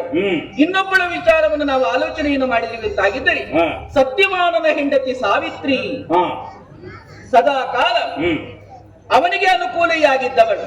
ಒಂದು ಸಮಯದಲ್ಲಿ ಗಂಡನ ಪ್ರಾಣ ಎನ್ನುವುದನ್ನ ಯಮನೆ ಎಳೆದುಕೊಂಡು ಹೋಗುವಾಗ ಅವನ ಎದುರಾಗಿ ಹೋಗಿ ಅವನಲ್ಲಿ ಮಾತಾಡಿ ಕಾಡಿ ಬೇಡಿ ಆ ಪ್ರಾಣವನ್ನೇ ಹಿಂಪಡೆದುಕೊಂಡು ಬಂದವಳವಳು. ಅಲ್ಲಿ ಸತ್ಯವರನ ದೊಡ್ಡಸ್ತಿಗೆ ಕಾಣುವುದಿಲ್ವಲ್ಲ. ಮತ್ತೆ ಅವರು ಋಷಿ ಅಲ್ಲ ಏನೂ ಅಲ್ಲ. ಒಬ್ಬ ವಿಯೋಗದಿಂದ ರಾಜ್ಯವನ್ನು ಕಳಕೊಂಡು ಕಾಡಲ್ಲಿ ಜೀವನ ಸಾಗಿಸುತ್ತಿದ್ದವನು. ಹೌದೌದು. ಅವನ ಅರಗುವರ. ಹೌದು. ಅವನ ಹೆಂಡತಿ ಸಾವಿತ್ರಿಯ ಯಮನನ್ನು ಅನುಸರಿಸಿ ಹೋಗಿ ಪ್ರಶ್ನಿಸಿ ಮಾತನಾಡಿ ಬಂದಿದ್ದಾಳೆ ಅಂತಾದ್ರೆ ಅಲ್ಲಿ ಸತ್ಯವರನ ದೊಡ್ಡಸ್ತಿಗೇನಿಲ್ಲ. ಸಾವಿತ್ರಿ ಇರುವಂತದ್ದು. ಹೌದೌದು. ಹಾಗೆ ಅವಳಿಗೆ ಅಂಥದ್ದು ಒದಗಬೇಕು ಅಂತಾಗಿದ್ರೆ ಮೂಲ ಕಾರಣ ಏನು? ಪತಿ ಸೇವೆ ಮಾಡಿದರ ಫಲ. ಓಹೋ. ಆಗಿರುವಾಗ ಯಾರೇ ಆಗಲಿ ಪ್ರಪಂಚದಲ್ಲಿರುವಂತಹ ಹೆಣ್ಣಾದವಳು ಸದಾಕಾಲ ಪತಿಗೆ ಅನುಕೂಲಿಯಾಗಿ ವ್ಯವಹರಿಸುತ್ತಾ ಪತಿಯ ಸೇವೆಯನ್ನ ಮಾಡುತ್ತಾ ನನ್ನ ಜೀವನದ ಉದ್ದೇಶವೇ ಪತಿ ಸೇವೆ ಎನ್ನುವುದನ್ನು ಅರಿತುಕೊಂಡು ಪತಿಯ ನೆರಳಾಗಿ ಅವಳು ಯಾವ ಕಾರಣಕ್ಕೆ ಯಾವಾಗಲೂ ಬರ್ತಾಳೆಯೋ ಅವಳಿಗದು ಕೈವಲ್ಯಕ್ಕೆ ಸಾಧನವಾಗುತ್ತದೆ. ಹಾಗಾಗಿ ಅಂತವರ ದೃಷ್ಟಿಯಲ್ಲಿ ಆಲೋಚನೆಯನ್ನು ನಾನು ಮಾಡಿದೆ ಅಂತಾಗಿದ್ದರೆ ಅವರಂತೆಯೇ ನಾನು ಕೂಡ ಆಗಬೇಕೆನ್ನುವುದು ನನಗೆ ಆಸೆ. ಹಾಗಾಗಿ ನನಗೆ ಕೈ ಹಿಡಿಯುವಂತಹ ಪತಿಯೇ ಶ್ರೇಷ್ಠ, ಪತಿಯೇ ಶ್ರೇಷ್ಠ, ಪತಿಯೇ ಶ್ರೇಷ್ಠ.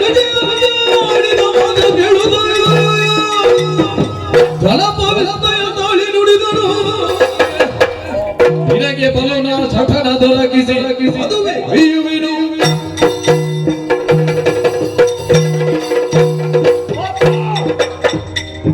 ನಿನಗೆ ಕಲಿಸಿದ್ದು ಹೆಚ್ಚಾಯ್ತು. ನಾನು ತಂದೆಯ ಮುಂದೆ ನಿಂತು ಮಾತಾಡ್ಲಿಕ್ಕೆ ತೊಡಗಿದ್ದೀನಿ.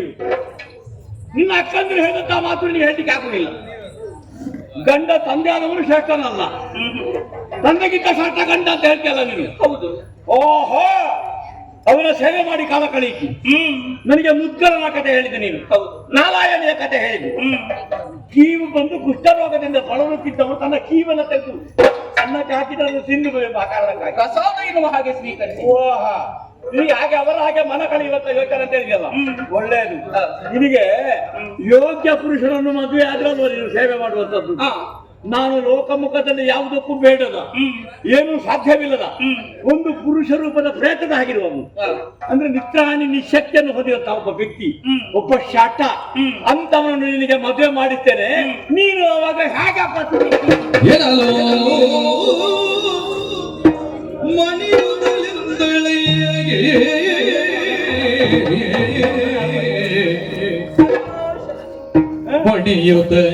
ಎಂದಳೆಯಗೆ ವನಜ ಭವ ಬರೆದುದನು ತಪ್ಪಿಸಿ ನಿನಗೆ ಸಾಧ್ಯವೇ ನಿನಗೆ ಸಾಧ್ಯವೇ ಎನ್ನ ವಿಧಿಯಂತಹುದು ನಿಶ್ಚಯವೋ ಓ ಓ ತಿಳಿದವರು ನೀವು ಆಡುವ ಮಾತು ಕೇಳುವಾಗ ನನಗೆ ಇವತ್ತು ನಗುವೇ ಹೆಚ್ಚಾಗುತ್ತಾ ಉಂಟು. ಏನು ಹಾಸ್ಯ ಪ್ರಜ್ಞೆಯಲ್ಲಿ ಮಾತಾಡುವ ನೀನು? ಹಾಗಲ್ಲ, ನಾನು ಹೇಳಿದ್ರೆ ಹಾಸ್ಯ ಉಂಟೇನು? ನನ್ನಲ್ಲಿ ಸಿಟ್ಟು ಬಂದಿದೆ. ಸಿಟ್ಟು ಬಂದಿದೆ, ಯಾಕೆ ಬಂದಿದೆ ಎನ್ನುವ ಹಾಗೆ ಅವರಿಗೆ ತಕ್ಕದಾಗಿ ಮಾತಾಡಲಿಲ್ಲ ಎನ್ನುವ ಕಾರಣಕ್ಕೆ ಸಿಟ್ಟು ಬಂದದ್ದು. ಮಕ್ಕಳು ಅಪ್ಪನಿಗೆ ಅಮ್ಮನಿಗೆ ಬೇಕಾದಾಗ ಮಾತಾಡಬೇಕು. ಅಲ್ಲ, ನಾನು ಇದ್ದ ವಿಷಯವನ್ನು ಹೇಳಿದ್ದು. ನಾನು ತಾಯಿ ತಂದೆಯ ಆನಂದಕ್ಕೆ ಕಾರಣರಾಗುವವರನ್ನು ನಂದನ ಆನಂದನ ಅಂತ ಹೇಳು. ಆದ್ರೆ ನನಗೆ ಮುಖಸ್ತುತಿ ಮಾಡಿ ಅಭ್ಯಾಸ ಇಲ್ಲ. ಇವರಿಗೆ ಮುಖ ಸ್ತುತಿ ಮಾಡಿದ? ಹೌದಾ? ಹೌದು, ನಮಗೆ ಮುಖ ಸ್ತುತಿ ಮಾಡಿ ಅದು ಕನ್ನಡದಿಂದ ಮಾತಾಡ್ತಾರೆ. ಅವಳಲ್ಲಿ ನಾವು ಹೇಳಿ ನೋಡ್ತೇವೆ, ನಮ್ಮ ಮಾತು ಕೇಳ್ತಾಳೆ, ಅವಳು ಗೊತ್ತಿಲ್ಲ ಏನು ಸಣ್ಣವಳಲ್ವಾ? ನಾವೊಂದು ಹೇಳಿ ನೋಡ್ತೇವೆ, ನಮ್ಮ ದಾರಿಗೆ ಬರ್ತಾಳೆ. ಸಣ್ಣವಳು ಸಣ್ಣವಳು ಅಂತ ಹೇಳಿ ಪ್ರೀತಿ ತೋರಿಸಿದ ಹೆಚ್ಚಾಯ್ತು ನೀವು. ಯಾಕೆ ಗೊತ್ತಾಗುದಿಲ್ಲ. ಏನು ನನಗೂ ಗೊತ್ತಾಗಿದೆ. ನಾವು ಇಬ್ರು ತಂದೆ ಶ್ರೇಷ್ಠ ಅಂತ ಹೇಳಿದ್ದೇವೆ. ನಮಗೂ ಗೊತ್ತುಂಟು ಗಂಡನೇ ಶ್ರೇಷ್ಠ ಅಂತ. ಮತ್ತೆ ಹೇಗೆ ಹೋಗಿ ಹೇಳಿ ನಿಮಗೆ ಅದನ್ನು ಹೇಳಲಿಕ್ಕೆ ಆಗುದಿಲ್ಲ. ತಂದೆ ಎದುರಲ್ಲಿ ತಂದೆ ಶ್ರೇಷ್ಠ ಅಂತ ಹೇಳ್ಬೇಕು. ಅಯ್ಯೋ, ಗೊತ್ತಾಗುದಿಲ್ಲ. ನಿಮ್ಮ ವಿಷಯ ನನಗೆ ಗೊತ್ತಿದೆ. ನೀವು ಎದುರೊಂದು ಬಗೆಯಲ್ಲಿ ಮಾತಾಡ್ತೀರಿ, ಹಿಂದೊಂದು ಬಗೆಯಲ್ಲಿ ಮಾತಾಡ್ತೀರಿ, ಅದು ಗೊತ್ತಿದೆ ನನಗೆ. ಆದ್ರೆ ನಿಮ್ಮ ಹಾಗೆ ನಾನಲ್ಲ. ಮತ್ತೆ ನನಗೆ ಎದುರಿನಿಂದ ಮಾತಾಡಿ ಮಾತ್ರ ಅಭ್ಯಾಸ ಇರೋದು. ನೋಡು ಗುಣ, ಏನು ತಂದೆಗೆ ಸಿಟ್ಟು ಬಂದಿದೆ. ಪರಿಣಾಮದಲ್ಲಿ ಏನಾದ್ರೆ ಅನುಭವಿಸುವುದಕ್ಕೆ ನೀವು ಸಿದ್ಧ ಇರಬೇಕು. ನಾನು ಖಂಡಿತವಾಗಿ ಸಿದ್ಧಳಿದ್ದೇನೆ. ಅಪ್ಪಯ್ಯ ಯಾರಿಗೆ ಬಂದಿಲ್ಲ ಅಪ್ಪ, ಅದು ಮುಂದೆ ಒಬ್ಬಳು ಒಂದು ರೀತಿ ಮಾತಾಡೋ, ಹಿಂದೆ ಒಂದು ರೀತಿ ಮಾತಾಡುವಂತ ಯಾರ ಬಗ್ಗೆ ಹೇಳ್ತಾರೆ? ಅಲ್ಲ, ಅವರ ಬಗ್ಗೆ ಹೇಳ್ತೀರಾ? ದೇವ್ರೆ, ನಾವು ಹಾಗೆ ಮಾಡ್ತೇವ, ನಾವು ಹಾಗೆ ಮಾಡ್ತೇವ. ನಿಮ್ಮ ಎದುರಲ್ಲಿ ಹೇಳಿದ್ದಲ್ವಾ? ದೂರದವಳು ಅವಳು ಹಾಗೆ ಮಾತಾಡುವಾಗಲೇ ಗೊತ್ತಾಗುತ್ತದೆ ಹೇಗೆ ಅಂತ. ಆ ವಿಷಯವನ್ನ ಬಿಡೋಣ. ನೀವು ಸಣ್ಣವಳು ಸಣ್ಣವಳು ಅಂತ ಹೇಳಿ ಮುದ್ದು ಮಾಡಿದ್ದು ಹೆಚ್ಚಾಯ್ತು ಅವಳ. ಈಗ ನೀವು ಹೇಳಿದ್ದೀರಲ್ಲ, ಹೌದು. ಒಬ್ಬ ಶಟನಿಗೆ ನಿನ್ನನ್ನು ನಾನು ಮದುವೆ ಮಾಡಿ ಕೊಡ್ತೀನಿ, ಹೇಗೆ ಬದುಕುತ್ತೀಯ ನೋಡೋಣ ಎಂದು. ಹೌದು. ತಂದೆ, ಇನ್ನು ಧರ್ಮ ಪಾಲನೆ ಮಾಡುವಾಗ ನೀನು ಅದು ಅರ್ಥ ಮಾಡಿಕೊಂಡಿದ್ದೆ. ಹಾ. ಪ್ರಪಂಚದಲ್ಲಿರುವಂತಹ ಸಕಲ ಜೀವರಾಶಿಗಳನ್ನು ಸೃಷ್ಟಿ ಮಾಡುವ ಕಾಲದಲ್ಲಿ ಬ್ರಹ್ಮದೇವನು ಹಣೆಯಲ್ಲಿ ಲಿಪಿಯನ್ನು ಬರೆದಿರ್ತಾನಂತೆ. ಹೇಗೆ? ಈ ಜೀವಿ ಹೀಗೆ ಜೀವಿಸಬೇಕು, ಅದನ್ನು ಬದಲಾಯಿಸುವುದಕ್ಕೆ ಯಾರಿಂದಲೂ ಕೂಡ ಸಾಧ್ಯ ಇಲ್ಲ. ಈಗ ನೀವು ನನಗೆ ಯಾವುದಾದ್ರೂ ಒಬ್ಬ ಶ್ರೀಮಂತನನ್ನ ಮದುವೆ ಮಾಡಿ ಕೊಟ್ಟಿದ್ದೀರಾ ಎನ್ನುವ ಹಾಗೆ ಇಟ್ಟುಕೊಳ್ಳೋಣ. ನನ್ನ ಹಣೆಯಲ್ಲಿ ಅವನು ದಟ್ಟದರಿದ್ರನಾಗಬೇಕು, ಬಡವನಾಗಬೇಕು, ಶಟನಾಗಬೇಕು ಎನ್ನುವ ಹಾಗೆ ಬರೆದಿತ್ತು ಅಂತಾಗಿದ್ದರೆ ಅದನ್ನು ಮೀರಿಸುವುದಕ್ಕೆ ನಿಮ್ಮಿಂದ ಸಾಧ್ಯ ಎದುರು ಮಾತಾಡುದು ಇವಳು ನನಗೆ ಸಾಧ್ಯ ಉಂಟೆ? ಆಗ್ಲಿಕ್ಕಿಲ್ಲ. ಹಾಗೆ ಒಂದು ವೇಳೆ ನನಗೆ ನೀವು ಶಟನನ್ನೇ ಮದುವೆ ಮಾಡಿ ಕೊಟ್ಟಿದ್ದೀರಾ ಅಂತಾಗಿದ್ದರೆ, ನನ್ನ ಹಣೆಯಲ್ಲಿ ಆತ ಶ್ರೀಮಂತನಾಗಬಲ್ಲ ಎನ್ನುವುದನ್ನು ಬರೆದಿತ್ತು ಅಂತಾಗಿದ್ದರೆ, ಆತ ಶ್ರೀಮಂತನಾಗುವುದನ್ನು ಮೀರಿಸುವುದಕ್ಕೆ ನಿಮ್ಮಿಂದ ಸಾಧ್ಯ ಉಂಟೆ? ವಿಧಿ ಹಣೆಯಲ್ಲಿ ಬರೆದಿದ್ದನ್ನ ಯಾರಿಂದಲೂ ಕೂಡ ಅಳಿಸುವುದಕ್ಕೆ ಸಾಧ್ಯವಿಲ್ಲ, ಬದಲಾಯಿಸುವುದಕ್ಕೆ ಸಾಧ್ಯ ಇಲ್ಲ. ಹಾಗಾಗಿ ಹೇಳುವುದು, ನನ್ನ ಹಣೆಯಲ್ಲಿ ವಿಧಿ ಏನು ಬರೆದಿದ್ದಾನೋ ಹಾಗೆ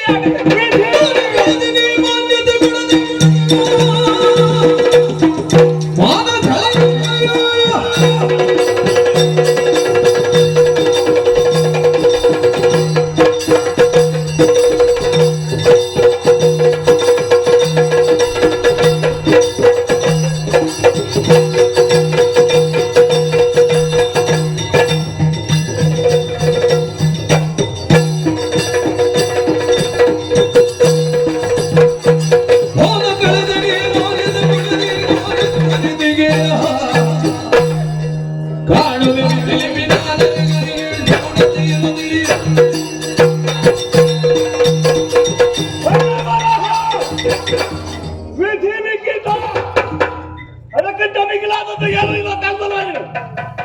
ನಿನ್ನ ವಿಧಿರಿಕಿಂತ ತಪ್ಪಿಸ್ತೇನೆ ನಾನು ಈ ಸಲ. ನೋಡಬೇಕು, ನನಗೆ ಬೆಳೆಸಿ ದೊಡ್ಡವಳನ್ನಾಗಿಸಿ ಈ ರೀತಿಯ ಉಪದೇಶವನ್ನು ಕುಡಿಸಿ ನಿನ್ನನ್ನು ಪ್ರಬುದ್ಧೆಯಾಗಿಸಿದ್ದೇನೆ ಎಂಬ ಹಾಗೆ ಭಾವಿಸಿದ ನಾನು. ನೀನು ವಾಮ ಮಾರ್ಗದಲ್ಲಿ ವಿಚಾರಣೆಗೆ ತೊಡಗಿದ್ದಲ್ಲ, ತಂದೆಯ ಮುಂದೆ ನಿಂತು ನೀನಿಂದ ಏನು ಮಾಡಲಿಕ್ಕೆ ಸಾಧ್ಯ? ಹೇಳಿದ್ದಲ್ಲ ಅವಳು. ಹೌದು, ನಿಮ್ಮಿಂದ ಏನು ಮಾಡ್ಲಿಕ್ಕೆ ಸಾಧ್ಯ? ಅಲ್ಲ, ಬದಲಾಯಿಸುವುದಕ್ಕೆ ಆಗುವುದಿಲ್ಲ ಅಂತ ಹೇಳಿದ್ರು ನಾನು. ಹೌದಾ? ನೋಡುವ ಬದಲಾಯಿಸಬೇಕಾಗುತ್ತದೆ ಅಂತ ನಿನ್ನ ಹಣೆ ಬರಹ ತಿಟ್ಟಿದ್ದೇನೆ.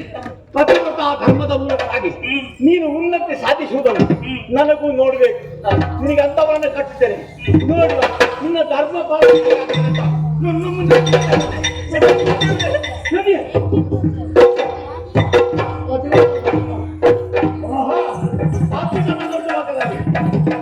ಸಾಮಾನ ನೋಡಲ್ಲ. ಅದನ್ನ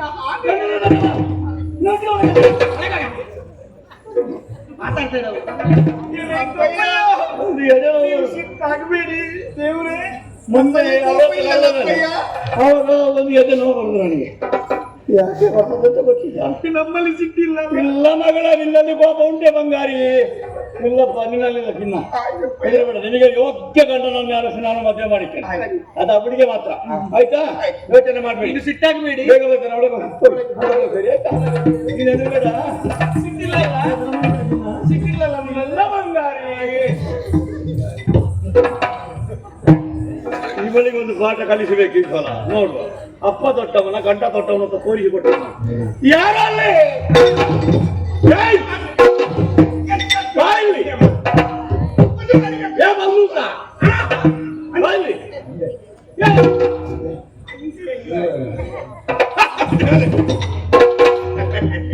ಕರೆದ ಕೂಡಲೇ ಬರ್ಲಿಕ್ಕೆ ನಿನಗೆ ಕರೆದ ಕೂಡಲೇ ಹೊರಟಿದ್ದೇನೆ. ಈ ಹೆಂಗಸರ ಬುದ್ಧಿ ಉಂಟಲ್ಲ, ಯಾವುದು? ಹೆಂಡತಿ, ನನ್ನ ಹೆಂಡತಿಯ ವಿಷಯ. ಅವಳು ಇಲ್ಲಿವರೆಗೆ ಬಂದಳ ಈಗ? ಇಲ್ಲಿವರೆಗೆ ಅಲ್ಲ, ಅಲ್ಲಿ ನಿಂತ್ಕೊಂಡು ಒಲೆಗೆ ಅದು ಬೆಂಕಿ ಕೊಡ್ಲಿಕ್ಕೆ ಊದ್ಲಿಕ್ಕೆ ಮುಕ್ಕೋ, ನೀನು ಎಲ್ಲಿಗೆ ಹೋಗುದು ಅಂತ. ನಾನೇ ದೊರೆಗಳು ಈಗ ಕಟ್ಟಿಗೆ ಇಷ್ಟೆಲ್ಲ ಕಟ್ಟಿಗೆ ಉಂಟು. ಅದೇ ಈಗ ಎಷ್ಟು ಕಟ್ಟಿಗೆ ಉಂಟು, ಕೊಂಡು ಹೋಗುದು ಬೆಂಕಿ ಹಾಕುದು. ಬೆಂಕಿ ಹಾಕುದು ಸಮಸ್ಯೆ, ಅದೇ ಬೆಂಕಿದ್ದೇ ಸಮಸ್ಯೆ. ಮತ್ತೆ ಬೆಂಕಿಗೆ ಸಮಸ್ಯೆ ಆಗ್ತದ್ದು. ಅಲ್ಲ, ಬೆಂಕಿಗೆ ಸಮಸ್ಯೆ ಉಂಟು. ಬೆಂಕಿಗೆ ಸಮಸ್ಯೆ ಅಲ್ಲ, ನಾನು ಅಲ್ಲಿ ಕೂತ್ರೆ ನಿಮ್ಮಲ್ಲಿಗೆ ಬರ್ಲಿಕ್ಕೆ ಆಗ್ತದ, ನನಗೆ ಬೇರೆ ಕೆಲಸ ಇಲ್ವಾ? ಈ ಅರ್ಥವಾಗದ ಒಂದು ಜೀವಿ ಅಂತ ಇದ್ರೆ ಅದು ಹೆಂಡತಿ ಮಾತ್ರ. ಯಾವಾಗ ಎಷ್ಟೊತ್ತಿಗೆ ಹೇಗೆ ಇರ್ತಾಳೆ ಅಂತ ಹೇಳಲಿಕ್ಕೆ ಅದೇ ಈಗ ಹೆಣ್ಣು ಮಕ್ಕಳ ವಿಷಯದಲ್ಲಿ ನನಗೂ ಸ್ವಲ್ಪ ತಲೆ ಬಿಸಿ ಆಯ್ತು ಅಂತ. ಹೌದಾ?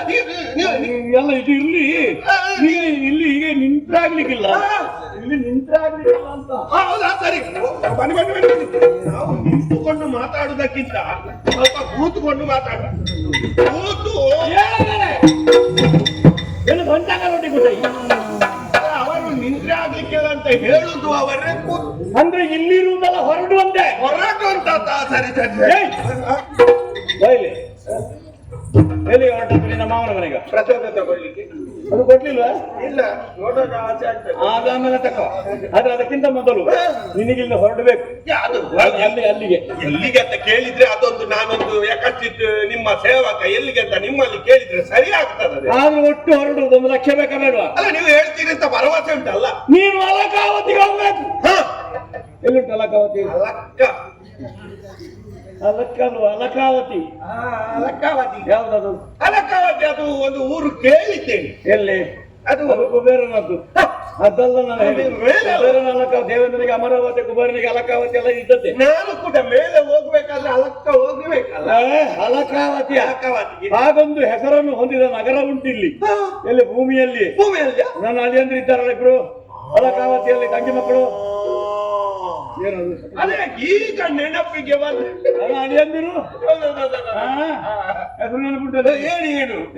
ಅದು ಎಂತ ಅರೆಮಿತಿ ಅಲ್ಲ, ಅರಮತಿ. ಆಮೇಲೆ ಕುಳ್ಳೆಮತಿ, ಕಾಲಮತಿ. ಅದು ಹೂವಾದದ್ದು ಕಾಲಮತಿ.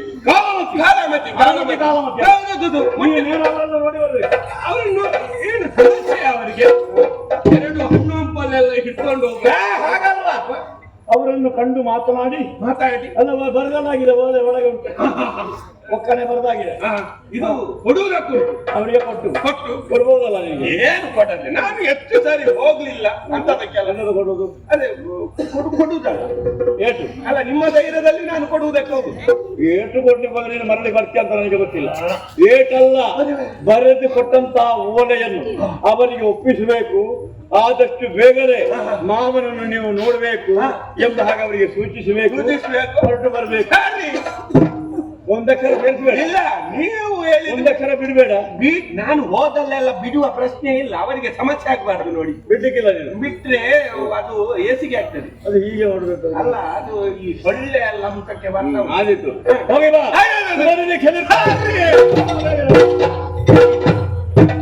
ಈಗ ಮಾತಾಡಿದ ಕೂಡಲೇ ಬಿಸಿ ಆಗುದು ಜನಕ್ಕೆ.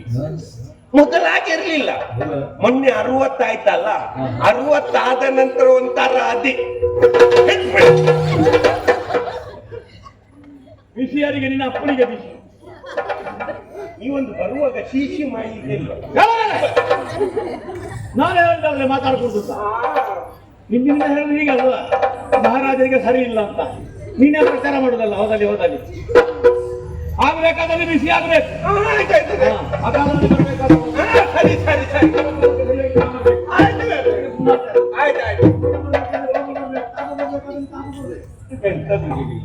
ಬೇಕಾದದ್ದು ಕೇಳುದಿಲ್ಲ. ಮೊನ್ನೆ ಸಂಬಳ ಹೆಚ್ಚು ಮಾಡಿ ಅಂತ ಹೇಳಿದೆ, ಅದು ಕೇಳಲಿಲ್ಲ. ಈಗ ಬೇಡದ್ದು ಹೇಳುವಾಗ ಪಕ್ಕ ಕೇಳ್ತಾರೆ. ಆಯ್ತು, ಈಗ ಈ ಸಲ ನಾನು ಏನ್ಸಿ ಕೇಳಿದ್ದೇನೆ. ಅದು ಕೇಳಿತು ನೋಡಿ. ಇರ್ಲಿ, ಹೋಗಿ ಕೊಡುವುದಕ್ಕೆ ಹೇಳಿದ್ರವ. ನಮ್ಮ ಕೆಲಸ ಕೂಡ ಅದುವೆ. ಹೋಗೊಮ್ಮೆ ನೋಡುವ.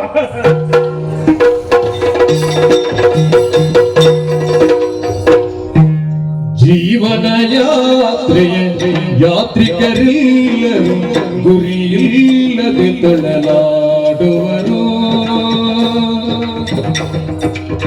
ಜೀವನ ಯಾತ್ರೆಯ ಯಾತ್ರಿಕರೆಲ್ಲರೂ ಗುರಿಯಿಲ್ಲದೆ ತೊಳಲಾಡುವರು. ಹಾಲೋ ನೀರು ಹಾಲಾಗಲವು,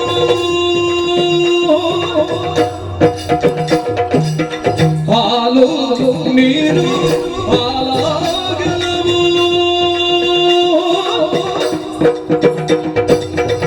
ಎಂದು ಕಾಲವ ಕಳೆಯುವರು, ನೆಲೆಯಿಲ್ಲದೆ ತಾಳಲುವರು.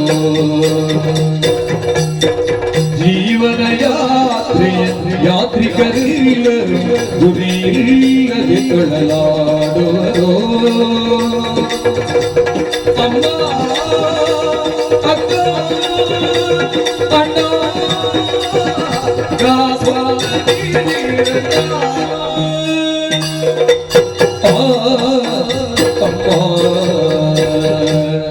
ಶಿವಪ್ಪ ಕಾಯೋ ತಂದೆ, ಮೂರು ಲೋಕ ಸ್ವಾಮಿ ದೇವ, ಹಸಿವೆಯನ್ನು ತಾಳಲಾರೆ ಕಾಪಾಡಯ್ಯ ಹರನೇ.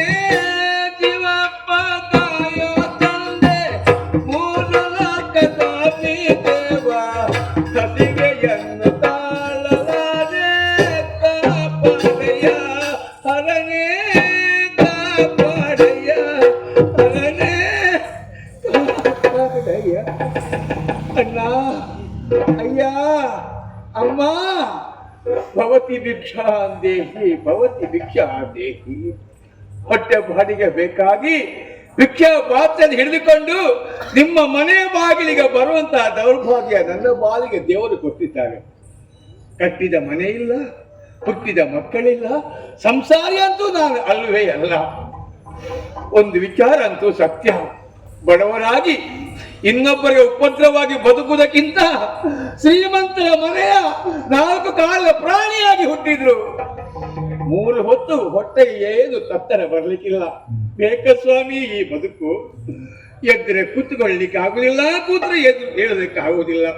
ದುಡಿಯುವುದಕ್ಕಂತೂ ಮೊದಲೇ ಸಾಧ್ಯವಿಲ್ಲ. ಕೈಕಾಲುಗಳು ನಾನು ಹೇಳಿದ ಹಾಗೆ ಕೇಳುವುದಿಲ್ಲ. ಆದರೂ ಹೊತ್ತಿಗೆ ಸರಿಯಾಗಿ ಹೊಟ್ಟೆ ಅನ್ನ ಅನ್ನ ಅನ್ನ ಅಂತ ಕೇಳ್ತಾ ಉಂಟು. ಈ ಅನ್ನಕ್ಕೆ ಬೇಕಾಗಿ 10 ಮನೆಯ ಬಾಗಿಲಿಗೆ ಹೋಗಿ ಭಿಕ್ಷೆ ಎತ್ತುತ್ತಾ ಇದ್ದೇನೆ. ಎಲ್ಲಾದ್ರೂ ಕೊಟ್ಟೆ ಅದನ್ನು ಉಂಡು ಮಾರ್ಗದ ಬದಿಯಲ್ಲೋ ಮರದ ಬುಡದಲ್ಲ ಬಿದ್ದು ಕಾಲ ಕಳೆಯುವಂತ ದುರ್ಯೋಧನನಿಗೆ ಪ್ರಪಂಚದಲ್ಲಿ ಎಂತೆಂಥವರ ಕಾಲ ಕಳೆದು ಹೋಯ್ತು.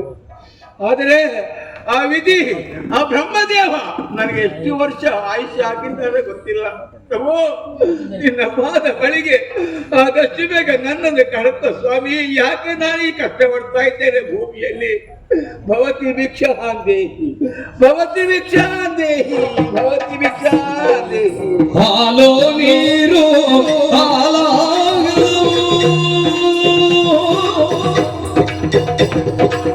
ಹಾಲೋ ನೀರು ಹಾಲಾಗಲವು ಎನ್ನುತ್ತ ಕಾಲವ ಕಳೆಯುವರು, ನೆಲೆಯಿಲ್ಲದೆ ತಾಪಡೆದವರು.